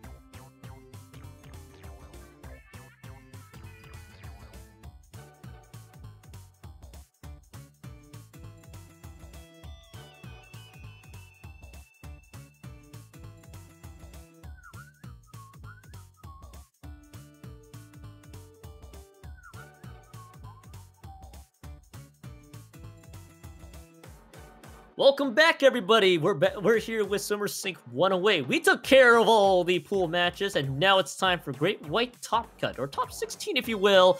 We got the first round queuing up for us here. Once again, I'm Kyon. Ahmed continues to join me here as we got ourselves the brackets set up for the Great White brackets. Anything to note here, Ahmed, that you notice here? Well, we see 252 has made it to the top cut. Probably going to be seeing them again. Going up against BreakPoint in their first match, but I'm seeing a lot of familiar faces in our top cut, a lot of regulars of SOS. Oh, definitely. So, and I'm gonna be excited to see how these 15 teams duke it out. The one we have for you all tonight is Modred Lanford versus Legato coming up for round 1 here of the Great White brackets, and this will be a fun matchup, really, to say the least, between these two. Indeed, I know Legato is one of those teams that have been around of SOS for a while, but honestly, I've seen them on stream, so I was happy to see them making the top cut once again. Modred Lanford, it's like, we see an ice, it's like, alright, is that the ice, or is it a ice, you know what I mean? Yeah, I definitely get you. Is this the same ice that we know, or is this a different ice? Are we getting multiple ices out here? And I definitely get you. Very similar names. We'll have to check and see here as we're about to queue in. Now we are entering best of 3 mode here for round number 1 of the Great White brackets. And our first map here I met is Undertow Spillway Rainmaker, which both teams have wasted absolutely no time. We're about to get started for map 1 of this round, and so far we have the theme here that we've been seeing is more prominence on the ball point and the sloshing machine, and now on the other side it's double splashes. I can't tell you how happy I am to see Ballpoint, one of our Splatling family, in the high level of Splatoon that we have right now, and we still have our classic splashes machines and our T-Tech still going strong. It looks like it's not this map. Like you really gotta get your picks in before you start moving forward. Just kind of narrows the middle, and we already see the Ballpoint and the machine getting taken out. Now it's just the shooters remaining. Soko able to take out Tiflo right there for Modred Lanford. All things considered, Legato's still trying to push right up ahead, and we do see the Rainmaker shots just being fired at Soko's direction. Soko having to play a lot of movement there, but this will be the slam, and the first checkpoint broken for Legato. Grass able to slam it right home, not before going down to the 52 gal. 2 members are dropping left and right. Booyah bombs being thrown out here, and the Rainmaker's been popped, and right now we're going to see Modred Lanford looking to see if they can try to turn this one around. Yeah, so Legato taking the early checkpoint here, trying to get some points on the board, and they are pushed up, or they are pulled back, and they still going strong. Got that crap online, just trying to keep control of mid for right now. Modred Lanford is going to have to get something going, but they're losing their members quite quickly, and it looks like Legato is in control of the Maker once again. Yeah, Brass right now picks up the Rainmaker. What a shot by Vital Astra to stall the push entirely, and that's just a nice find. And then 2 members also dropping. Both splashes dropped. More notably, there's a great stop there by Modred Lanford, using the ballpoint battling well for Vital Astra. Now we see the triple Inkling being thrown out here. Now they're trying to set up for a push, most likely, or they're just gonna allow the Rainmaker to reset first, then set up for a push. Trying to see which direction they want to go here as we do here, and it looks like right now we do see all of the special being popped out here. The ballpoint drops as well, so does the 52. It's just full splashes alive, but you gotta respect the splashes here, as we do see. Looks like it could be the first checkpoint coming out here shortly. They just gotta paint this pedestal, and they will, and both checkpoints have been broken, not before 3 going down on Lanford. Yeah, that was quite unfortunate getting the 3 down, because they still have a little bit of ways to go. They weren't able to get the lead off that. They were a point down as they were the second to grab the checkpoint. But now Legato's cleaning up. They're pushing forward. Having this ballpoint right here in the center here is such a good position to have with the ridge going down that center. It just provides such a good vantage point, such a good high ground. Now with the 2 specials online, they're just going to have to survive all the ink strikes coming out. Yeah, with both teams really breaking this first checkpoint. Now this is starting to become a game of points or inches, I like to always say here. Whomever comes out and winning these fights might be able to turn this into possibly a lead, but it ultimately comes down to how both these teams approach it. We do see the T-Tech dropping on Modred Lanford. The Booyah bomb's being thrown out here. I think it's going to not quite take him out of the crab tank. Tuskster still staying alive on that crab tank, and now it looks like with all the brawling that was happening, Legato picks up the Rainmaker. Yeah, Legato has control to Maker again, and they're going to be looking to push this lead, and they do just that, but not before being taken down by Modred's back line here, and now they just have that corner secure, not letting Legato pushing forward. And I think, as you said, it's just like a matter of inches. You know, each team is able to get a push going, just push their lead just a little bit, push their points forward, and not able to really run away with it. Yeah, definitely not. Just an extra 14 points for Legato, and Rainmaker happily reset it for Modred Lanford, trying to see if they can try to return fire on their side. Look at the specials, by the way. All 4 specials online. If they can take advantage of these 4 specials for Modred Lanford, they could try to turn this one into a good push. Triple Ink right there, at least used to put Ink down on that turf. But it looks like right now, though, they're still having a hard time pushing up ahead. And I think part of that might be due to the crab tank there, as we do see the splash at the 52 dropping. This could be the go button for Modred Lanford. They're gonna try to push left-hand side, and it looks like, however, the rest of Legato, they're starting to realize that they're trying to retaliate right now. And the crab tank's popped right now. If they can try to find the pick to stall that push, they do, and now it's 2 members down. Good hold by Legato. Just Legato locking down that push before it can really get started. It's getting down the last 40 seconds. You know, like, Legato doesn't have a huge lead off of Modred right now, but they're not letting them get the foothold they need to really push past to get that lead. And so we're gonna have to see if they're able to do something like that as the Rainmaker resets. Yeah, the Rainmaker's gonna reset, and now Lanford, they have to get this one push. It's effectively just one push right now for Modred Lanford. If they lose this fight, this is gonna seal it for Legato right now. They're trying to push up ahead. Who is gonna be on the Rainmaker duty though? Everybody's pushing up forward. Now they pick up the Rainmaker, but they drop 2 in the process. The Sasha Machine, the 52 dropping. They have to respect everything else ahead of them. They do pick out even more members. Trying to buy a little bit of patience there. 50 seconds left to go. It has to be a clutch pick, and the pick has been found. And just like that, Legato wins the first map of this round. Once again, with the recent buffs to the Inkjet, you can't just escape unscathed anymore. If you're in the range, they're gonna hunt you down, and they did just that, locking down that Maker before they could escape. So Legato will be taking this first match of the set. Yeah, the key first map of the set, because now we are entering best of 3. So if Legato wins the next one, that's going to be a done deal for this set here. I have to give heavy credit here, really, honestly, for both these teams. Able to get past the first checkpoint and just turn into a giant stalemate as to who would get punished first. And in this case, Legato was able. Those 14 extra points were at least enough to make it an even better cushion. Ultimately, Modred Lanford just had a hard time just trying to find the openings they really needed. And Legato just good special usage and just great denies all around, just to prevent another push for Modred Lanford. Yes, absolutely. And like, Undertow is tough. Like, it's not that easy to run away with. And like, neither team went down completely. Like, they were able to stay at least a good amount of control just to keep the game from just completely running down. But yeah, Legato coming out on top, being able to get the little bit of edge they needed. We'll have to see what they decide to do with that in Clamplin's Inkblot Art Academy, because this is going to be match point for Legato, and it is a best of 2. There is no turning back if Modred Lanford loses this next one. Yeah, Modred Lanford, they have to find the strategy to stop Legato here, because this is pretty much their tournament life on the line here as you mentioned, Inkblot Art Academy. Both teams had a taste of Inkblot, but it was tower control. Now we have Clan Blitz. They have the ramps now available if they want to get a quick push in, and there's just multiple ways really for both these teams to attack. As we're about to load right in, I want to see if there is any changes. I don't think we might be seeing a whole lot. We might be seeing the same strategy here, and it looks like that is going to be slightly the case here. Though and I think it's going to be the exact same case. I think the exact same weapons, all things considered. Let's see, looking at this cover here, not too many changes, but we do see Vital Ash. I just realized that switching over to the V-Splash, yeah. The ballpoint is going to be on the one side for Legato now, but Modred Lanford going full aggression, which honestly I could see that happening. Clan Blitz on Inkblot is such a small map, and you really do need to be able to push forward. But speaking of which, Crab getting popped on stacks. The Inkjet says not today and shuts it down early.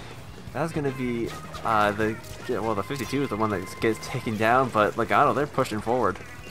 Yeah, Legato's just trying to absolutely make sure they can take home this set here, and then try to just completely be even more aggressive than Modred Lanford. And this is all after all Clam Blitz as Tuxer with a nice pick on that Crab Tank to the 52.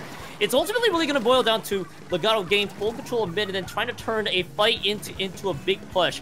As we do see, again, the splash on Vital Astra dropping right now, so hopefully this could be possibly a full-on aggression there. Nice throw by Crass to at least paint that ramp and then try to push up ahead. It looks like, however, they're still not, they don't feel confident yet to push right up ahead. They're playing this one safely, very methodical for Legato right now. So Legato just playing Legato. Nothing wrong with playing patient, just trying to take what they can with those 2 power clams. And from the how fast this match is moving so far, I feel like we're going to be seeing something similar to that Good Question versus Dark Masters match with just the low point values and the upset at the end, but Legato, they're managing to hold on to quite a bit amount of clans. Like, they could be devastating if they're able to get an opening into Modred's Plat. Right now, they're just kind of poking away, trying to find that opening. Yeah, they're just trying to, and Crass popping that Crab Team, they're trying to just pressure most of Modred Lanford out, and now you got to see the Inkjet being used by Kubia. Can Kubia find some value here on the Inkjet? Finds one, and that's just the one, but now we see a delayed triple here, which could be the go button, and it will be the first and the second power clam, and make that a third power clam actually cashed in for Legato. I mentioned before, if they find an opening, they're going to take full advantage of it. They turn that into a 3 power clam push to put it 40 points remaining, Imad. It's got to be one of the biggest pushes we've seen tonight. Like, just the amount of clans Legato was able to hold on for so long. Like, as you said, they were methodical. They were very well positioned with their players. But now we see Modred Lanford on the retake. The Crab getting popped, Ink Strike getting popped, and that's going to be 2 off of Legato. But there's not a whole lot of points to Modred's name right now. Yeah, Modred Lanford did leave the power clam, the free power clam behind there. As Vital Astra getting stuck on the block there, and it looks like Timpla is just going to try to put them out of their misery there. Timpla turns that into a double, not before going down, and all that being said and done, it's just another stalemate in mid with both teams trading left and right. But Legato's going to be happy to take all these trades because they have the lead right now. They just spawned another power clam of their own, just quickly taking any clams that they can find and try to build up something. Tucks are using that Crab Tank to at least find some of those openings. Crass does drop by the end of this one, but the Crab Tank takes out Soko, but 2 members are down on both sides. Both teams are still stuck in a stalemate. I know, we're falling to more the typical clam style. Like, it's just neither team has been able to get an opening once again, but really, Legato doesn't really have to. Like, they have such a solid lead. They're just gonna have to watch Lanford, see if they're able to get the clams that they have, because they're already putting the aggression. They're having some getting their way into the Plat, but now the Inkjet's out and they're getting pushed back once again. Yeah, right now Modred Lanford just has to find some of those openings. They have to time some of their specials open. They use the Booyah Bomb to at least allow one push to come in. Then the follow-up might be a little short-lived here as 2 members have dropped so far, and it looks like that's exactly what that push is going to be, a quick one and done. They at least cut the deficit down by a little bit. It is still points on the board, but not much time left. 45 seconds. Modred Lanford needs a lot more of those. Yeah, just getting a single power clam, especially when they're not in the lead right now, it is not ideal. It's definitely not ideal, but with 30 seconds remaining, if they're able to, they do have the double power clam. No! They can make this happen, but no, that's going to be 3 down, and now Crass is going to be pushing up. Though it's just the lone Ink Strike user trying to keep them at bay while the team respawns. That's a really huge triple, too, because that was a lot of their clams just completely disappearing into that void. And now Kubia is able to throw in that power clam, but it looks like it took its time there, and even more power clams being chucked into the mix. And this is just turning into a clinic for Legato right now as Soko still has the power clam available. It's 21 points remaining. They still have a power clam. They're gonna let this power clam at least be OT for them. They only have one more push in. 2 members, by the way, both splashes did drop just earlier, but the opening needs to be on point as I am getting major deja vu. It's a communication error has occurred in front of my screen. Man, I I'm don't getting even know deja what to say. I'm getting deja vu here, Imad. I've been cursed. I mean, alright, so even if that was the whole lobby, which I doubt that, I think it might be just the spectator cam, but unless they're able to get a fantastical wipeout and comeback in those last couple of seconds. I imagine that Legato will be taking that match. Now, if it is a complete lobby wipe, then Legato definitely has that. Yeah, definitely. And you did raise up the point there. Despite the calm errors, which again, major deja vu for some of us here. I mean, they had a mountain to climb at that point. It's like really Modred Lanford needed to get a lot more clams into the picture. We saw one, then the power climb that was still stuck near base that occurred, and it looks like we do have an update on what happened to the lobby. The deja vu. Thankfully, it was not the deja vu I was expecting. I believe it was looks like a bit of a different calm error that time, and it looks like the official score is going to be 0-2 in favor of Legato, so Legato will advance to the next round, I'm at. Dang, like, oh, this is like so frustrating, especially if for the losing team right there. It's like, yes, they had such a huge mountain to climb, but like any chance that they had was just taken away from them by Nintendo.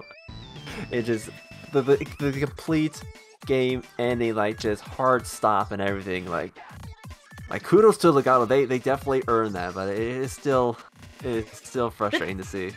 That's still definitely a horrible way for a match to end too. Absolutely. Like, oh no, a calm error. Like even if it was an uphill climb, you want to give yourself a chance to still give yourself a chance to come back, even if it's like such small margins. Mm-hmm. And just to see the message, a communication error has occurred, appear like right in front of your screen, just completely feels deflating. Ultimately, the result at the end of this one, I'm at Legato's 2-0. A quick recap here. Legato just won that first map just by a matter of few inches, and then they just went full ham on Clan Blitz, Inkling, Art Academy. It was just a tough assignment for Modred Lanford, and Legato just ran with it. Mm-hmm.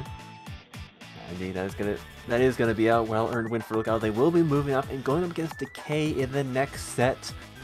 However, that is going to be for our next set after a short break, but unfortunately, we will be handing off to another set of commentators who will be giving you a sneak peek to this weekend for Lotai City. Going to be doing some comps for that, but until we pass it off, where can the good people find you, my friend? Hi, I'm Kyon2570. You can just call me Kyon. I also have multiple pronunciations. You can follow my Twitter and my Twitch. Twitter is just all of your nonsensical content. Twitch, not just for Splatoon, for many other different things there as well. So smash that follow button if you want to follow my stuff. Where can people find you, IMAD? Well, you can find me in all the usual places: Twitch, Twitter, and YouTube at IMADGamerII. I also do quite a bit of the Splatoon content. Although, keep it on the download, like I'm getting sucked back into Minecraft, but you know, we don't need to worry about that. I try to stream regularly on weeks, but you know, that is less regularly. Yes, that's gonna do it for us. I hope you all had a good time. Hope you all enjoyed it, but stay tuned for the rest of Top Cut.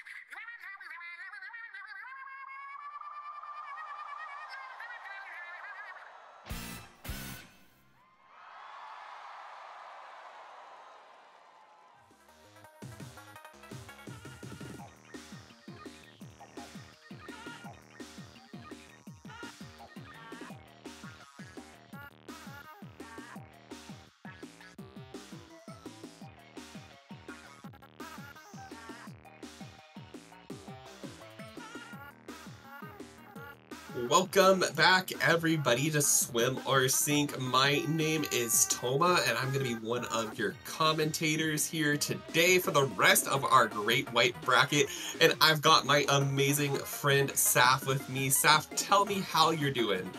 Oh, Toma, I'm doing really good. It's my first time here on Sink or Swim, and man, oh man, am I excited to be here. And especially for, like, this is like the, Low Tide City pre-show. I mean, you and I are opening for top 16 at Low Tide City together, and we get to kind of be here and powwow on Sink or Swim or Sink tonight for Great White Bracket. And man, oh man, I'm ecstatic to be here.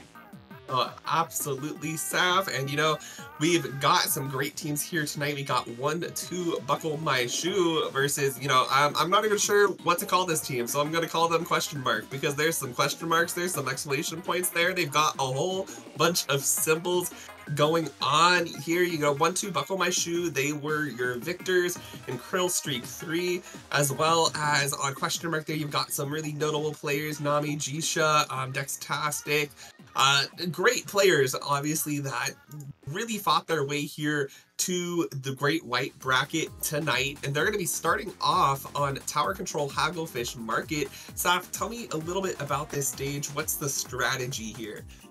You know, tower control, Toma, for one thing, move that tower, get on the tower. It's the one call out that I feel like is the buzzword throughout the entire game, but Hagglefish in general, you gotta be watching for the flanks, Toma. I mean, this is such a flank heavy map. It's a very linear map, I kind of want to point out, especially with this tower trajectory. It's pretty linear, so you really need to be watching out for your flanks, and especially if you're going to try to make the first move onto that tower getting into the mid area. I mean, you really got to be watching out for who's coming left, who's coming right, and especially if you have a backline in position as well, that backline really needs to be cautious of moving forward and watching out for aggression coming from the other side.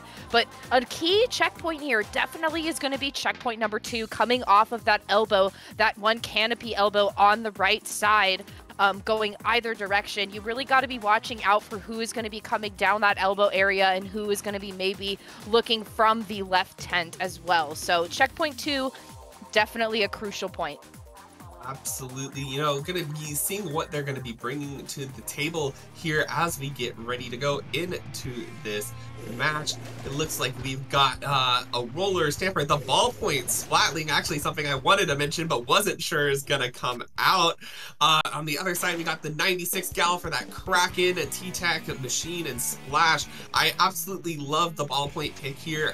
You were mentioning that checkpoint 2 underneath the canopy area, and I think ballpoint getting that inkjet and being able to move in there and clear it out can be incredibly valuable. But right now we're going to see the early strikes coming out from question mark as they try to take some space here in the mid, but they're going to be forced back already by a crab tank and by this inkjet on the side of 1-2 Buckle My Shoe, who have already found 2 down, and they're going to start this tower moving, Saf.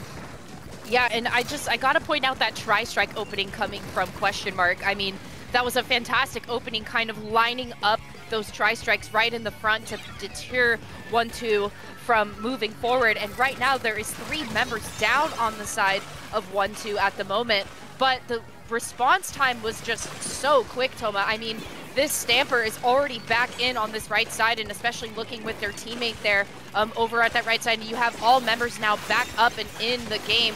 Once again, question mark was not really able to make a move to get that tower going. They seemed a little bit hesitant, and the Stamper there finding an awesome pick, finding themselves really deep in the trenches of the area of the question mark at this moment, and they are still getting this tower moving, Toma. I mean, that tower is still at this first checkpoint right now, and you can see all the members of question mark right now are still a little bit scattered. They sure are, but the ballpoint going down there now, the Splash goes back around, is able to get that crab tank on the tower to find that first checkpoint break.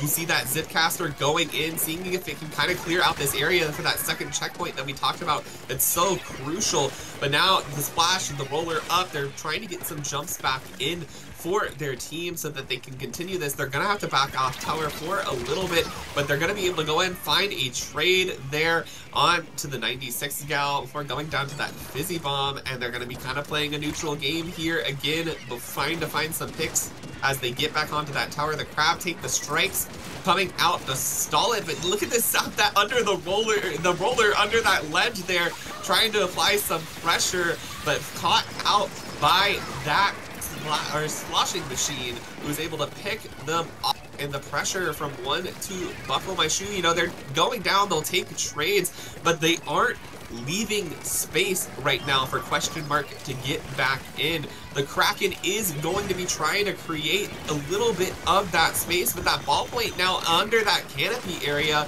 just in a good position with 3 down on the side of Question Mark, that this is definitely going to be their opportunity to break that second checkpoint, and if they can keep this stagger going, Saf, it could be really dangerous. You've got this roller here underneath this ledge, ready to just kind of poke and prod at them as they're at that third checkpoint. Just a little bit more to go. The roller on the tower gonna pop that bubbler and stop the fight on the tower. All the way to 1. Question Mark is able to stop the knockout. Yeah, and I gotta say, Toma, that bubble coming out was absolutely crucial, I think, for 1-2.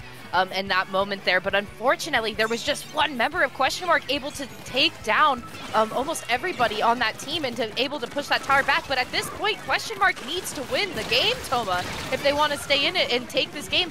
And getting a double pick there, especially on 1-2 Buckle at this moment, trying to keep themselves in this game, but 1-2 is just not gonna let the pressure down. They're not gonna let it go, especially with this Inkjet being in this right canopy area right now. You can see all members of Question Mark are kind of trapped and scattered around in their spawn. You have the ballpoint on the tower. It's a great position for the ballpoint to be in, but now you have Kraken and following up with the Ink Strikes in order to keep this space on the side of Question Mark right now. And you can see the Kraken was kind of waiting for that jump there, but unfortunately they knew that their time was running out, and they were actually just taken down right there before they could get the pick, I think, that they were looking for at that moment. But once again, you have that roller under that left canopy there, an excellent place for it to be. This roller has been an absolute menace, I think, to Question Mark in this moment, because they've just been camping under these ledges, and Question Mark has been having some trouble in trying to remove them from this ledge area. And once again, you see King there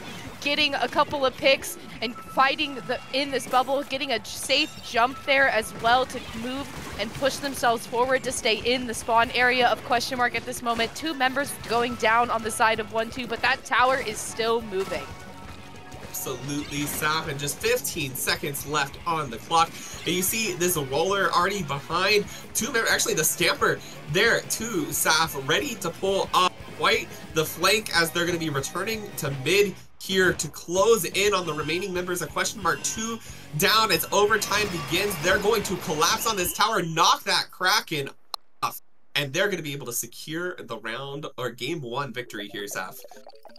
Yeah, and once again, Toma, I mean, the opening that came from Question Mark, I really loved that tri-strike cover that they had in the opening. They were able to just line them up horizontally right in front of the mid-entry point on the side of 1-2. I mean, 1-2 could not move into mid because of that for a little bit. They just staggered them for a few seconds there, and unfortunately they weren't able to find themselves on that tower to get it moving and to get some points on the board. But that opening is just so strategic and smart for me. It almost forces the members of 1-2 to have to flank. You have to look to the flanks to try to make an entry there. And another thing too, I mean, Buckle just was able to launch that bubbler there, trying to get through that last checkpoint and get it to the goal. But then, I mean, the members of Question Mark were still unrelenting. They did not let them knock out Toma. They were still fighting and staying in this game so strong. They only let them get to the 1. They almost had a taste of victory, but Question Mark said, no, we're not going to let you do that at bare minimum. Yeah, Saf, and you know, you talked about flanks, and I think 1-2 Buckle My Shoe did those so well with that roller and with that Stamper, just getting into those tricky places for a Question Mark to be able to respond. And I think you saw it beautifully come together at the end there too, as they were behind Question Mark, ready to kind of just pincer the tower there at the end. It's really great awareness and gameplay from that team. And you know, like a game like Rainmaker Museum, as we're about to go into, plays like that can be all the difference. You really have have to know where the enemy team is at all times. This isn't like tower control, you know, where the objective can kind of stall for a little bit. If you leave your Rainmaker carrier behind you and they get flanked, it's really bad. You can have them quickly pop that and run off before you can catch them. It can be a really dangerous game, and you don't want it to turn into that.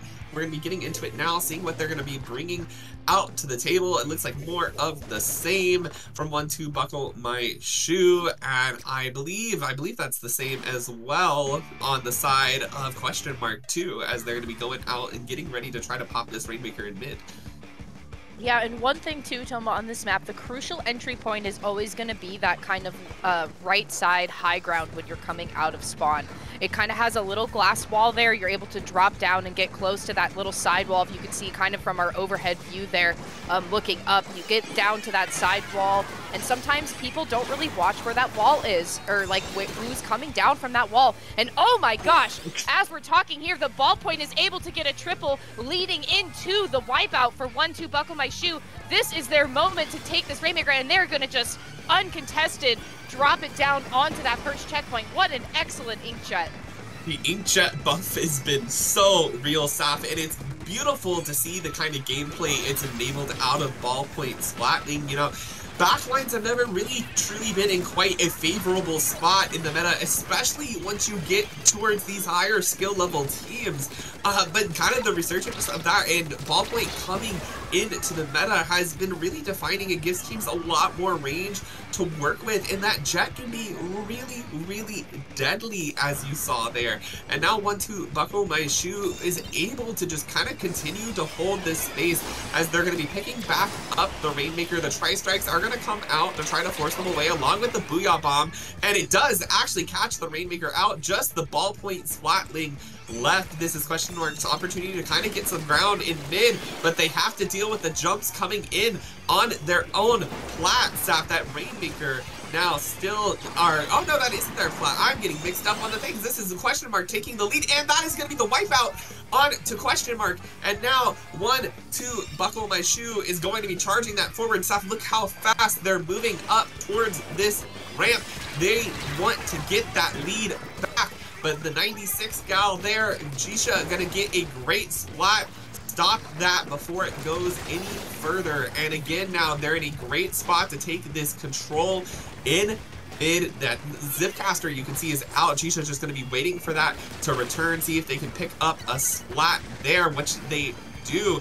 One down now on 1-2 Buckle My Shoe, and Question Mark is gonna continue to try to hold this space that they've created in mid.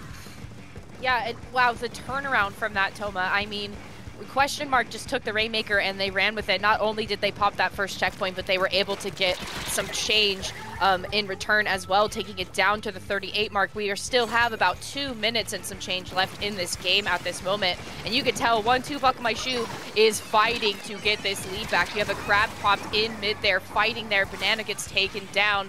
At this moment, that one member down, but they do have a Booyah in their pocket, kind of ready to go. That Inkjet is once again going to rear its head and look for a pick here on Nami. Nami making the tactical retreat, and we are actually going to see the lead change here for the side of 1-2 Buckle My Shoe. Now with 3 members down, you can see Aristotle Toad is going to actually retreat here, which I think is going to be very smart in their favor here while they wait for their teammates to respond. But now they have a 2-point lead with a little bit less than 2 minutes to go. You have the roller still King coming on through here, looking for a pick, almost getting 2 picks, and getting the pincer, leading to the wipeout once again on the side of Question Mark. And we are going to be picking up this Rainmaker, Toma, once again, and we're going to try to get a push and get ourselves back into that plat.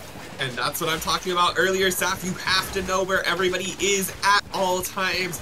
That roller getting that flank in, absolutely vital to the defense there. And now 1-2 Buckle My Shoe gonna be in this bubble, maybe able to extend their lead just a little bit, able to pick up 1 extra point on the board there. And again, we see this ballpoint Splatling is going to be retreating there, trying to make sure that they can save a little bit of space, as Question Mark is going to be coming back in rather fast. You have Jisha there with the Rainmaker starting to make their way up this right-hand side. Just 45 seconds remaining in this game, but you can already see the fire coming in on the Rainmaker, forcing them down into the Rainmaker free zone. Gonna take some extra time off that Rainmaker, forcing them to push a little bit faster, but here comes more flanks. Here comes that Stamper, like I said, and look how much time got burned off that Rainmaker from going in the Rainmaker free zone. 3 down on Question Mark. This is now 1-2 buckle my shoes game to lose. There's 20 seconds left remaining. All they need to do is hold a strong defensive front here. They have Crab Tank online.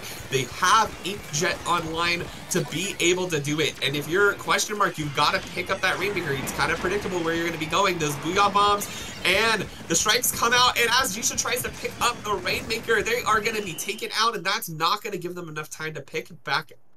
And the set is going to go 1-2 buckle my shoe. Yeah, Toba, I mean, 1-2 buckle my shoe just kind of had that in the bag once they were able to reverse that lead. I mean, for one thing, I gotta say, Aristote, the retreat tactics that they were using in that game were just incredible. I mean, they knew when to pick fights. They knew when they needed to back off and retreat and wait for their teammates to come back into this map and give them the support that they needed. I mean, that was just incredible. And not only that, but the pressure that they were able to apply to Question Mark to push them into the Rainmaker free zone on that side area and to burn so much time off that Rainmaker and just kind of, I mean, stress them out a little bit. I mean, they pushed that timer down almost into like 12 seconds, 11 seconds left, to where they had to try to take the lead back with that much time left on the Rainmaker timer. I mean, they were able to wait that out and to pressure them so hard to where they could not push forward onto the ramp into the plat area. I mean, that was just well played all around by 1-2 buckle my shoe. Absolutely. And those jets and stuff, you know, I have to comment on that Inkjet gameplay. Just that opening triple there, it's absolutely stunning and really showing off the capabilities that that special has now in the way that it can create a lot of pressure, and you don't have to have dead accurate aim with it either. You know, you get caught in that blast, that's going to be at least 50 damage onto you right there, and it makes it be an absolute danger, especially when you have the Rainmaker. If you have that giant glowing target on your back, it is not going to be a fun time when an Inkjet pops on you. Yeah, absolutely. And just kind of looking into the bracket here, you can see Silly Kitties is actually going to be moving on here into round 2 with BreakPoint.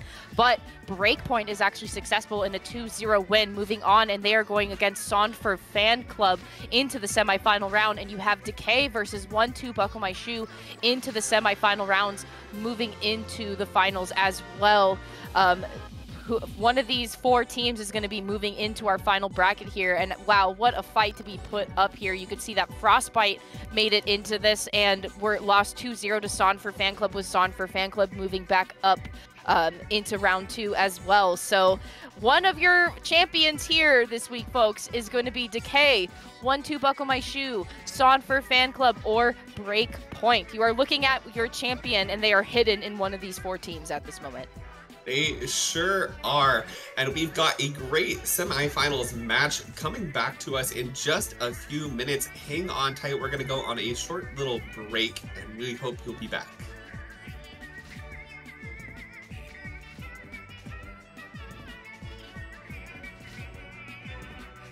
We've also got Gridlock coming up on July 6th or 15th and 16th, 2023. Brookland going on. Be sure to check that out. We've got it going on coming up very, very soon. Put on to you by Brookland, Gen Game, The Meta, Aeon Gaming, and Metro Inc. For more information, go to start.gg/gridlock to find out more and find out how you can register.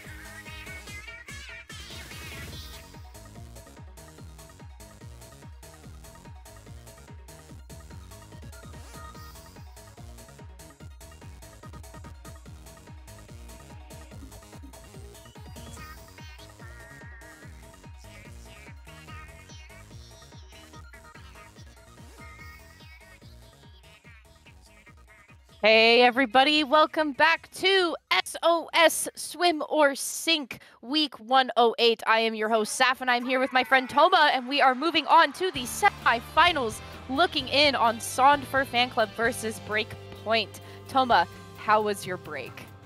Oh, you know, I had a great break, and now we're getting ready for this awesome semi-finals matchup here. Like you said, we got Sondfur Fanclub, BreakPoint, two really great teams. You can see the rosters here on both sides, made of really great, notable players here. And they're going to be starting off on Umami Ruins Splat Zones, you know, one of our new stages that happened this season. Saf, tell me a little bit about what you think about this map. What have you seen work here? You know, Umami Zones is a fun one because, Toma, like I have always said, I am a big fan of double zones maps. I think it adds a whole new dynamic to the difficulty of trying to contain zone. I mean, when you come out of your spawning point, you need to try to maintain your zone, but also have to be worried about the opposing side's zone as well. But with a map like this, both zones are equally reachable by both teams because they are both flat, dead center in the middle. I mean, one zone is definitely more obtainable by one team versus the other, and vice versa, but both are easily obtainable because they are both sitting right in the middle, so both teams have to travel the same distance to try to get there. And, you know, I think a backline is a good choice for this map. I mean, I think E-Leader can do very well on this map. There's multiple points where E-Leader can kind of get a good setup going, but I also think this is an excellent map for our non-shooter weapons. I think this is a great bucketing map. I think this is a great roller map because there's a lot of different ledges that you can kind of camp underneath and try to find yourself some picks. You know, I can't tell you how many times on this map I have met my unfortunate end to a machine, so I definitely agree with you there. We see a machine coming out here as well on the side of Sondfur Fanclub. We got the Tetras, Splash 52, and the Ballpoint coming out on BreakPoint. We got the double Splash, 1v1 Neo, the machine, and we got the ZNF Charger coming out for those nice strikes. But right now, Sondfur Fanclub in an early 3 down as BreakPoint takes control of that left-hand zone. Need to still find the right-hand one there, and they are able to do it, able to start counting down on the zone now. Going to see an early lead change, you know, but 90 to 86, 85, not a big lead at all. But this Inkjet set up in a great spot. They popped it. They're going to be looking at that crab, seeing if they can break that, but the crab is actually going to take them down, and 3 down now on the side of BreakPoint. Sondfur Fanclub wasting absolutely no time going for the full wipe there, now pushing up as fast as they can. 2 down still on BreakPoint, but they trade that so fast for 2 down on Sondfur Fanclub, and Hog Rider there on that 52 gal already able to go in and claim one of those zones. They're able to find the second one here, put penalty on. They've got the crab tank online, the Inkjet online as well. They've got 2 down on Sondfur. The last one, or one of them over there, kind of in that drop, a little bit of a hard place to get out, and the Dualies now taking a little bit of a dive off the map, Saf. Unfortunate to see, Toma, but I gotta say, I loved that Inkjet crab support that we were seeing a little bit earlier there. The Inkjet kind of moving forward into that spawn area with the crab being able to follow up, standing on that mid platform there. But right now you have Sondfur Fanclub is going to come in to this map very strong, taking these zones back into their possession. Now we are in the neutral game at this moment with BreakPoint taking at least one zone. You have Bandit here going ahead and throwing out those tri-strikes for some support and for some coverage as well.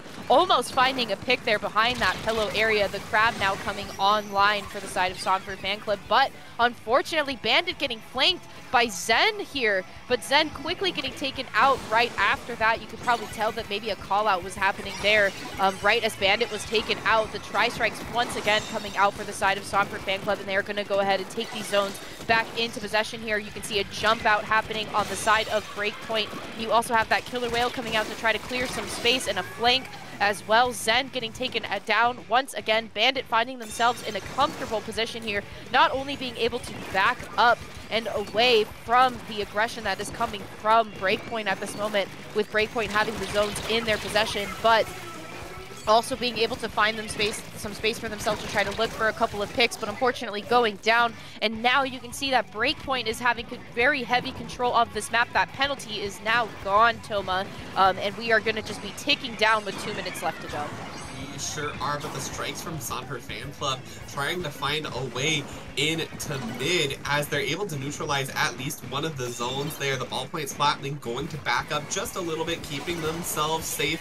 They can allow this zone to go neutral, but they don't want to die and give it up. But that being said, now the Splash and the Tetris go down. That is the opportunity for Sondfur Fanclub to move up, get control of these zones again. They've got these strikes online and are going to be using them pretty early there to try to stall BreakPoint from being able to get back in. The crowd finds a follow-up pick there as well, is trying to scout out those dualies, but not quite able to find them.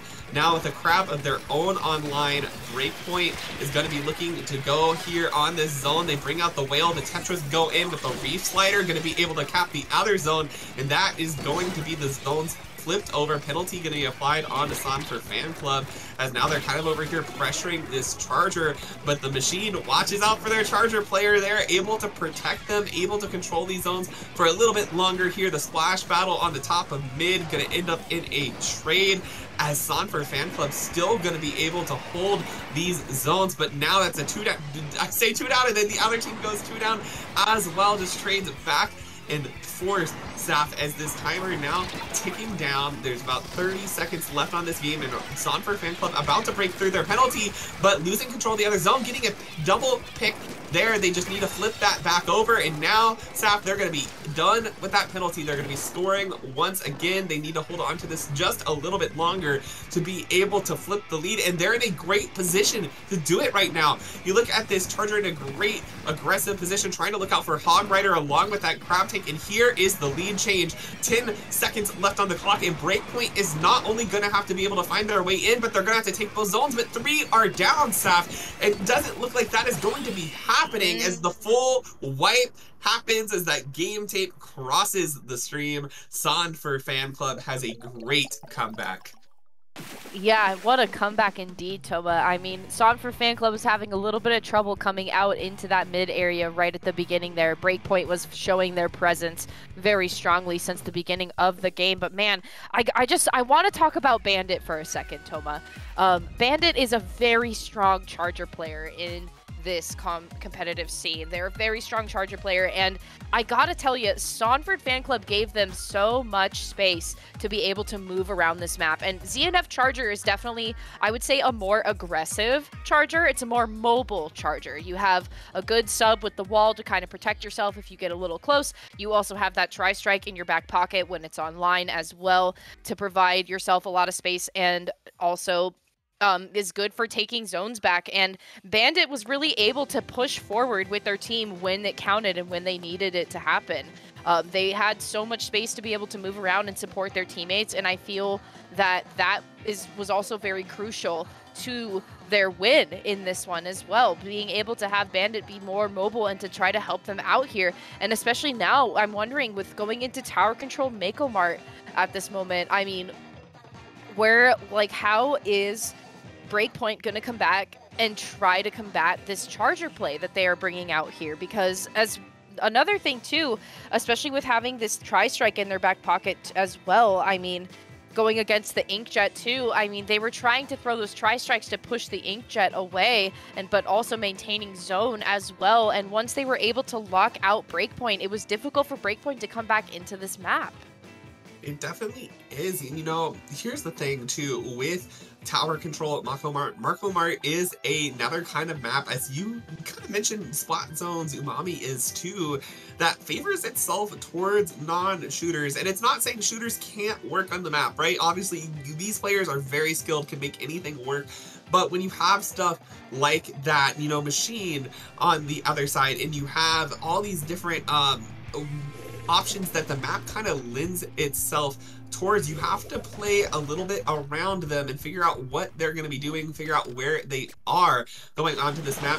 And you can see now they're going to be switching off to the E-leader as well, Bandit is, and that's going to give Bandit maybe a little bit more of the extra range that they need to be able to pick off and deal with that ballpoint splatling as well. And you can see that they're already 2 down, and that kind of a little bit of a staggering 3 down there on the side of BreakPoint, as Sondfur Fanclub now going to be able to get in, going to be start pressuring this first checkpoint. You already see those tri-strikes coming out, trying to stop them from contesting this tower, and Sondfur Fanclub right now is just doing a great job of not letting tower get touched. BreakPoint has that grab out, but can't really find too much with it. Still 3 down, Saf. This is just kind of this stagger that is happening here. They're keeping them out. They're not allowing them back in. You see that jump out there from, I believe that was Hog Rider on that 52 gal, and the pressure is just unrelenting. 2 down still, Saf, as they're at this second checkpoint here, just trying to be able to break it. They're going to be back on the tower now, counting down, and there goes the checkpoint break. 3 down still, and Saf, I feel like this tower has not stopped moving for the most part as they're charging in this final checkpoint, and this looks like it's just going to be cruising on to that knockout.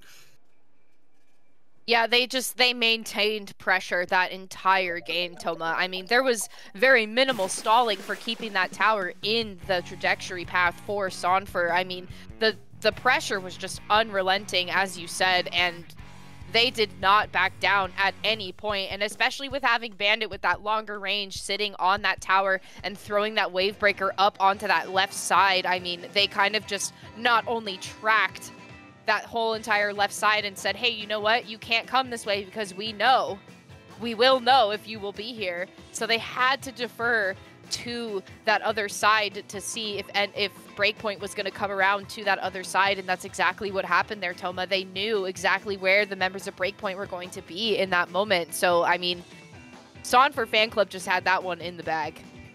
Yeah, they absolutely did, Saf. What a beautifully played game there, just to be able to take it with such ease there, just making sure that they knew exactly what they needed to do, Saf, and that was to get the stagger on, not allow them to approach that tower, and that was their ticket straight on into grand finals here tonight. And as both of those teams are getting ready, getting set up for that grand finals match in 1-2 Buckle My Shoe, who we just saw in our last set versus Sondfur Fanclub, we're going to go on a very quick break, and we hope you'll be joining us back for this amazing matchup.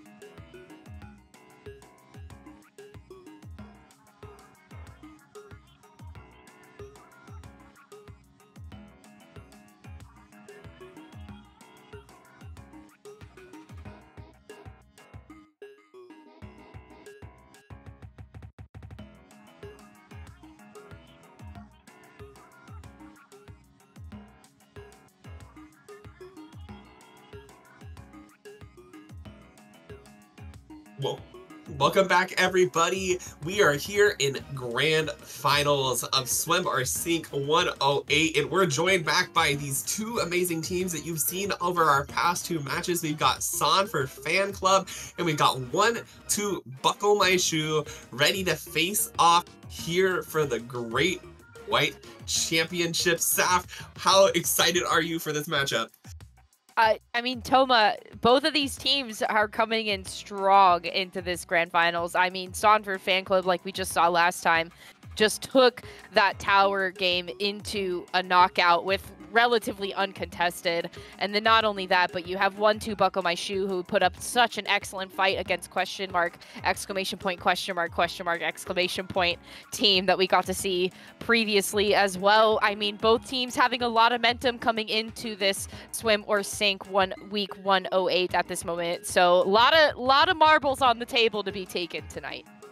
Oh, yeah, absolutely agreed with you, Saf. And both of these teams here, they have really fought long and hard, and they have both gone so far undefeated in the Great White bracket. They have not dropped a game at all to any of the teams that they've been playing. So this is going to be their opportunity. They're going to be, you know, battling it out here to try to take it all. Yeah, and I'm looking forward to it, especially because that last game that we watched with no contention coming out from from BreakPoint against Sondfur Fanclub, they were able to take the tower all the way home. And especially now with this finals, we're doing 5 games, Toma. It's a best of 5, so there's a lot of fighting to be done here. I mean, that's at least bare minimum 15 minutes of gameplay that we're gonna have, assuming we go into overtime as well with both of these teams. And the aggression from both is gonna be really awesome to see. And you know what? This backline fight we're gonna see, Toma, between Bandit and Aristote. Aristote on that ballpoint having that triple inkjet kill that we got to see earlier on Museum de Alfonsino. And then you also have Bandit, who as we said, is a very strong charger player.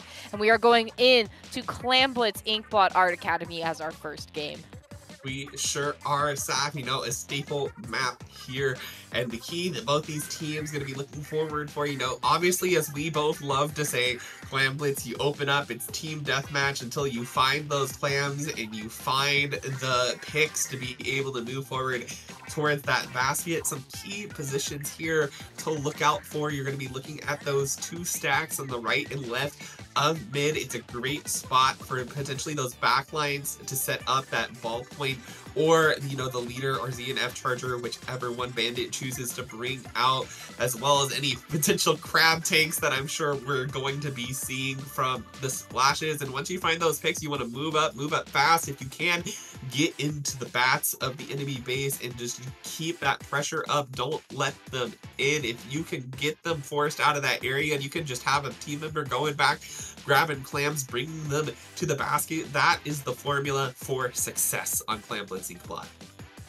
Absolutely, the bats is a crucial position to be able to take, Toma, and also, like, a lot of that aggression and the fights usually happen in that front ramp area as well, especially with this Splatoon 3 change on this map, having a ramp there instead of stairs, changing that call out not only entirely, but also just making the difficulty of trying to get in there a little bit more challenging. And wow, what a change up actually that we're seeing from Sondfur Fanclub. We're going to actually take that charger out altogether and we're going to replace it with a rapid, and Neppy coming out with this bucket tri-strike. You have double tri-strike on the side of Sondfur Fanclub.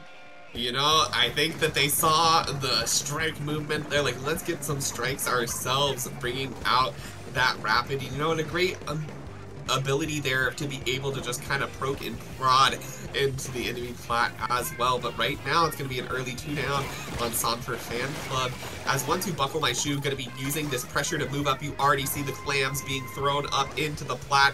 They need just one more clam, and there they are able to have it. It's underneath that basket. They're going to make a power, able to connect it there, and that is the first basket break, but Saf, no clams to follow up with. The splash is found 3, and they're gonna try to get to the basket, and they do just in time to get a few little extra points there on the board. And while they're gonna still have to find more clams and probably aren't gonna, oh my god, they just keep proving me wrong, Saf. As soon as I say they aren't gonna have enough time, they keep saying, no, we are, but they kept pressure up there. And that's what I was trying to say is, you know, even if you don't have the clams, they weren't giving up space, and they still are trying their best not to give up space. That roller there underneath that ledge, providing jumps back in. You can already see it's 3 down again on Sondfur Fanclub. The inkjet battle happening right now. And oh my gosh, the inkjet from Sondfur Fanclub, they're able to find the pick before returning down, finally kind of able to get one to buckle my shoe out of their plat. Yeah, wow, that inkjet battle that we just got to see there, folks, that was pretty incredible there. I'm wondering if Sondfur Fanclub was maybe listening in onto 1-2 buckle my shoe tactics with that inkjet gameplay from Aristote that we got to see earlier now. But 3 down on the side of 1-2 buckle, even though they are maintaining their lead with a 16-point penalty at this moment. But Power Clam in possession of Sondfur Fanclub, and you're going to see a super jump coming in with some tri-strikes trying to clear out that basket, and they are going to make contact and get one in there. You can see Kai was trying to get at least one clam in there, but unfortunately missed and went down, and that is going to end the push for Sondfur Fanclub at the 80 mark at this moment. We still have a little less than 3 minutes left into this game. You can see 1-2 buckle my shoe is making their way into mid and maintaining mid for themselves. Right now you have the Zipcaster coming out, trying to look for a couple of picks, maybe causing some distraction. But now 2 members on the side of 1-2 buckle my shoe are down with a power clamp in their possession at this moment. Neppy getting a really nice pick on the sneak there from the Stamper. The Crab is going to come out to provide some support and try to be watching that upper great area there, not allowing the other Crab on the side of 1-2 buckle my shoe to really get any picks or find themselves some space right now. 1-2 buckle my shoe is playing some immaculate defense right now, Toma. I mean, Sondfur Fanclub are the ones that are going to need to come to them to try to get some more points on this board. But with 3 members down, this is Sondfur Fanclub's moment now with getting the wipeout. We have 70 with some clams to follow up, and they are going to be taking this lead at this moment here. You can see 1-2 buckle my shoe trying to break back into this map right now. The Crab, though, is going to be out for support on this plat area, but now getting taken down. We are 2 for 2 with 2 members down on each team at this moment, and that timer is ticking down. That basket is going to close at the 46. Yes, it is, but Neppy there still having great fights, able to take some people out with them, hiding underneath that ledge to get the jump out, and gonna be able to do so successfully. But you can already see this pressure is not relenting from Sondfur Fanclub. You still have those players there just applying a lot of pressure on there. 2 down on each side now, 3 down now on Sondfur Fanclub. This is going to give the members of 1-2 buckle my shoe a little bit more space to work with.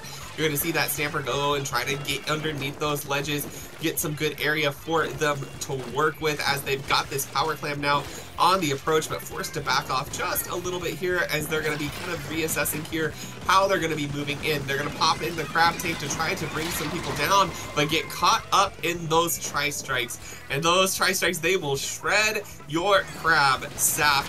That's going to be that power clam taken down. And now the members of 1-2 buckle my shoe are going to be kind of backed up here on this side. They're going to use this bubbler defensively to try to keep themselves alive.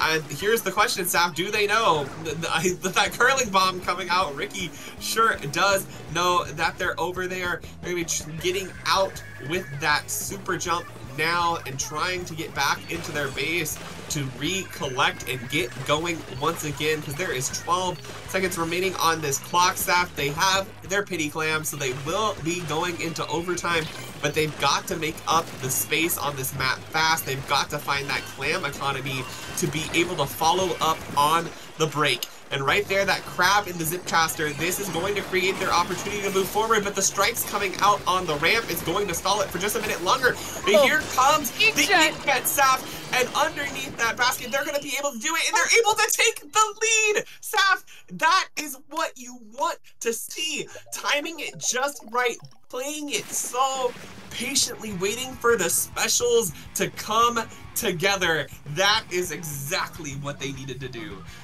Oh my gosh, Toma, my head is in my hands right now. Yes, absolutely, I'm seeing it in chat right there, that bubble was the key. That bubble getting set up onto that ramp area, not only did they throw the ball up there to try to get it close, but you saw that Aristote got in close, got into that inkjet, took Neppy out off of that great area, the bucket. They took them out of there, getting that just cleared right away, which I think was so crucial there. Not only still having that bubble there was the absolute key as well, making way for the clam thrower to get that power clam into the basket, but also with clams to follow up as well. Taking the pressure off of that upper great area just led them to take the lead into overtime there. Playing the game so patiently, Toma, like you said, but also not letting the pressure of overtime get to them, and 1-2 buckle my shoe able to come back so strong. Incredible. Gosh, this is the kind of gameplay staff that shows why they have made it to grand finals here in the Great White Bracket. This kind of coordination and team play is so impressive to me, Saf. And both of these teams too, you know, it's not just 1-2 buckle my shoe. We saw what Sondfur Fanclub brought to that table. They were able to hold that lead for a really long time and have some amazing plays of their own. And it goes to show you can't count either team out until that game tape crosses the screen, because they're certainly not going to be giving up until there is no time left on the clock. Toma, absolutely. And you know, I gotta say, Sondfur Fanclub's gotta be looking out for Ari here. They gotta be looking out for that ballpoint. Man, that inkjet is just a menace. And now we're going into splat zones on Flounder Heights. You have the double zone maps. Once again, you have one zone per team, but you also have such heavy flanking power coming out from either side, really. You can really enter into this map, into these zones any way you want to, Toma. I mean, it's a crapshoot at this point. So they need to, I really think that they need to be watching out for this ballpoint gameplay that they're going to be bringing out. And we are still not bringing Bandit back into the game here, which I think is going to be just fine. But we actually see a change up here. We're going to be taking out that ballpoint. We're subbing in for the heavy splatling by Ari here. So we're going to be having that sprinkler and that wave breaker as well. But we see no changes coming out from the side of Sondfur Fanclub. We are still going to be running that double tri-strike here, which I think is going to be crucial, especially with these double zones being a lot smaller. But we also still have some inkjet gameplay as well coming from that rapid. But right away, we're going to see 1-2 buckle my shoe applying the pressure, taking down one, and actually going to be taking control of this zone right away. They absolutely are, Saf, as they're going to be gearing up here, still trying to hold on to it. You've got the zip caster going in, going to be taking out that bucket, taking out a second one that's coming in, and Saf, maybe, I was going to say, maybe they'll be taking out some more, but not quite there, as they're going to be ticking down this timer. The inkjets come out. The Stamper is going to be forced to retreat, as Sondfur Fanclub is going to be able to take back their zone now, but they've still got to break past mid and get to the other zone too if they want to apply penalty, and they're going to be trying to do that with the tri-strikes, but not quite successful there. The crab on the side of 1-2 buckle my shoe just applying immense pressure out as well to Sondfur's zone, and you can see again strikes coming out, trying to paint, but the members of 1-2 buckle my shoe doing a great job at realizing what's going on, going to be painting over those specials. 2 down trades coming out right now there underneath, and right now that is Sondfur Fanclub taking the zones back, and they're going to be applying penalties on to 1-2 buckle my shoe. You've got those strikes into their ramp, and they're going to be trying to delay them coming out. The longer you can prevent them from touching these zones, the more score you're going to get on the board. You don't want the fights to be on the zone. You want them to be in front of them, especially with how small these zones are. When the fights happen on them, you're going to have a lot of pausing of your push. And 1-2 buckle my shoe now going to be losing the lead as they're struggling a little bit to find their entry back in. Ricky on the machine here doing a great job at just trying to find these picks on the wall. The double buckets actually there converging on them for a minute, but staying alive as they're going to try to push forward, eventually going down to that rapid blaster. But with the 3 down on Sondfur Fanclub, Saf, that is going to be the zone flip once again. 1-2 buckle my shoe back in this. They're already in front of these zones. You can see how they're all the way pushed up that ramp. Gonna back up just a little bit, you know, don't want to be dealing with too much of that spawn armor and being rushed down as they come out. The tri-strikes there, gonna be clearing out the Stamper, and it looks like this is going to be lead changing back over to 1-2 Buckle My Shoe, as they're going to be trying to gain the space now to be able to move back up this ramp. But no, Saf, 2 down on Sondfur Fanclub. As soon as I say that, no, 1-2 Buckle My Shoe, unrelenting in this pressure. Yeah, you could see Sondfur Fanclub is really trying to push back into this map and trying to get the pressure off of themselves, but we only have 10 seconds left with this zone in possession of 1-2 Buckle My Shoe. I mean, it's a runaway, Toma. 1-2 Buckle My Shoe is going to go ahead and take this zones game. As soon as that wipeout, or that close to wipeout happened, and 1-2 Buckle My Shoe was able to come down into the spawning area of Sondfur Fanclub, I mean, it was just smooth sailing from there. They were able to keep the pressure up and unrelenting, and to keep Sondfur Fanclub out of the zone area. It was just impossible for Sondfur to enter back into the zone area at that moment. So 1-2 Buckle My Shoe once again. Well played game, but also Sondfur Fanclub had a really decent lead leading into this game, Toma. I mean, they came out pretty strong, and especially as we saw earlier, watching those 2 buckets kind of converge on Stan, on the Stamper player, to try to push them out. I mean, it's not like they were lacking aggression. They weren't lacking any power or aggression coming out, but I just think sometimes it just comes down to that soft wipe.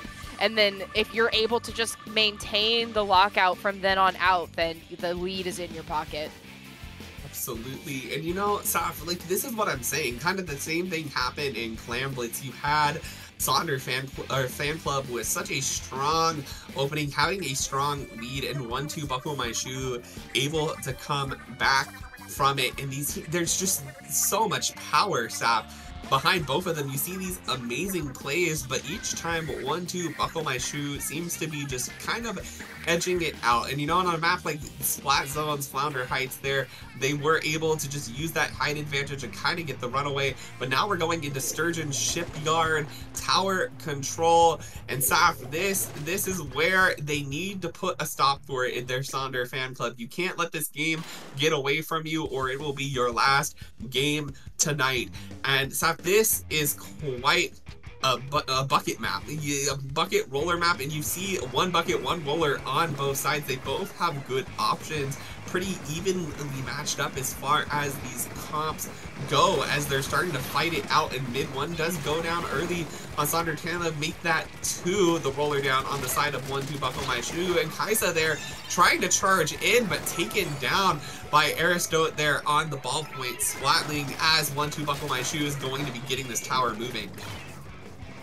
Aristote is in an excellent position to be taking this tower. Not only that, but having support as well from another player on their team, flying into Inkjet right away to try to cause some pressure. But you can see J15 now having an Inkjet of their own to try to follow up as well. The tower is now lost, but Aristote is still there to try to follow up. They kind of got that Fizzy Bomb out there. We are 3 down on both sides right now, folks. We are in a 1v1 situation with Kai trying to come back into this map as quickly as possible, but you have Stan sitting on this tower pretty comfortably, and now the members of 1-2 Buckle My Shoe are back into this map, getting this tower pushed onto this second checkpoint right now. And you can see there is a pretty big fight happening in this pit area at this moment. 3 members down on 1-2 Buckle My Shoe at this moment, and we are now in a 3-down situation, a wipeout situation. Once again, you have 1 member of the entire game being up here to try to push this tower. They are able to break that second checkpoint. Aristote once again on this Inkjet, applying so much pressure, and you can tell that the members of Sondfur Fanclub are a little bit scared of that Inkjet. You have the Crab now on the tower as well, trying to push it forward there. 10 points left to try to get this tower down to the knockout mark, but with 3 members down on the side of 1-2 Buckle My Shoe, Sondfur Fanclub is going to try to follow up with this tower and get it pushing back into mid. Yeah, Saf, and what an impressive push there. You know, 10 points, absolutely nothing to scoff at. And now Sondfur Fanclub has a long road ahead of them to stay alive in this set. The Tri-Strikes coming out on the 1-2 Buckle My Shoe as they're trying to come back out into mid, but you know, not really feeling the rush here. Ninja Fan gonna take some time to build up some special here on the right side of the map. But J15 there getting a nice pick with that inkjet, but down for the count. Aristotle doing a great job of finding that return point, as they always do. Position on that tower, ready to go again. You've got the Stamper with that zip cast and the inkjet from the ballpoint ready to go. It looks like the inkjet is coming out, so is the zip caster. You've got a crab tank ready to follow up as well. Right now they're going to be backing up Nepi 2 down on Sondfur Fanclub, as this tower is going to be pushing forward. Saf, and that is going to be game. That is going to be 1-2.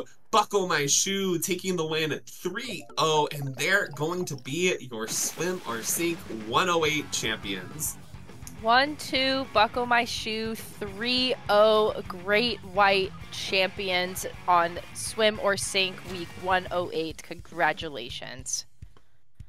What an impressive game. And you know, like I said there, and they just were able to use their pressure so well in all of these games. And I think the big thing there, their advantage state was insane.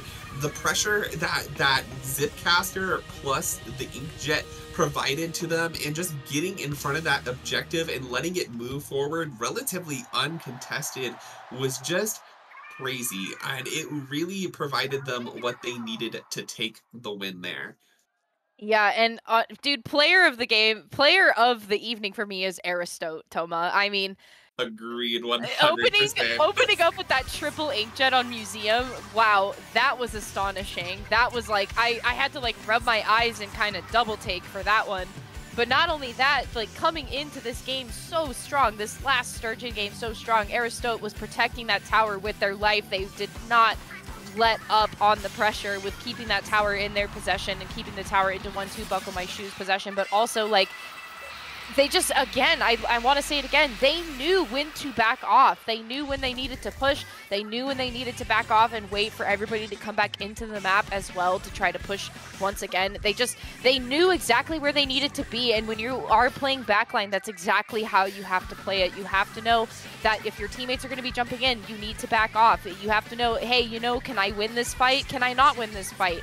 You have to know if that's something that you can do. And I think Aristotle was able to do that so successfully. And if you're able to do that and able to provide a bunch of space for your teammates to come back into the map unscathed, then you're just set up for success at that point, Toma. So, I mean, that was just incredible. But not only that, like watching Sondfur Fanclub fight their way up into this grand finals, also nothing to scoff at. I mean, Sondfur Fanclub had quite a wild ride coming into this finals, and we got to watch them too on this stream as well with that Umami Zones game as well. I was just so blown away by the aggression and by the fight that they brought to that game and bringing themselves into this grand finals. But I mean, 1-2 Buckle My Shoe is definitely a team to be reckoned with.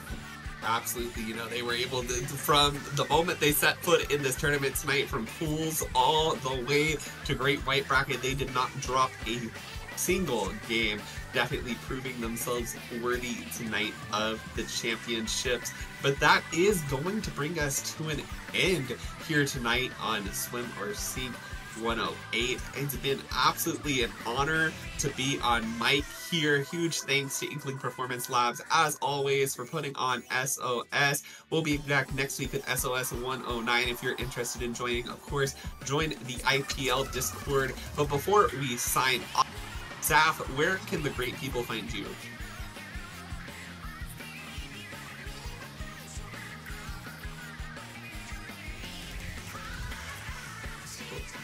Yeah, I don't hear Saf, so I'm sorry, I was talking and I was muted. I was like, I don't know where Saf went. I was about to drop your socials for you. I was so excited talking to myself. Anyways, you can find me on Twitter at SafiRhea. That's 2 P's, 2 A's at SafiRhea if you want to find me on Twitter. But you can also find me at Low Tide City in 2 days. If you want to be watching the streams for Low Tide City, we are opening a top 16, me and Toma. But Toma, where can I find you? Because I know I can find you in 2 days. Absolutely. You can find me on Twitter at Crest of Gautier, or at twitch.tv/ttoma_, or just like Saf said, you can catch us opening top 16 on LTC right here on the IPL Twitch on Sunday, and we hope to see you all there, and we hope you all have a wonderful night. Thank you so much. Good night, everybody.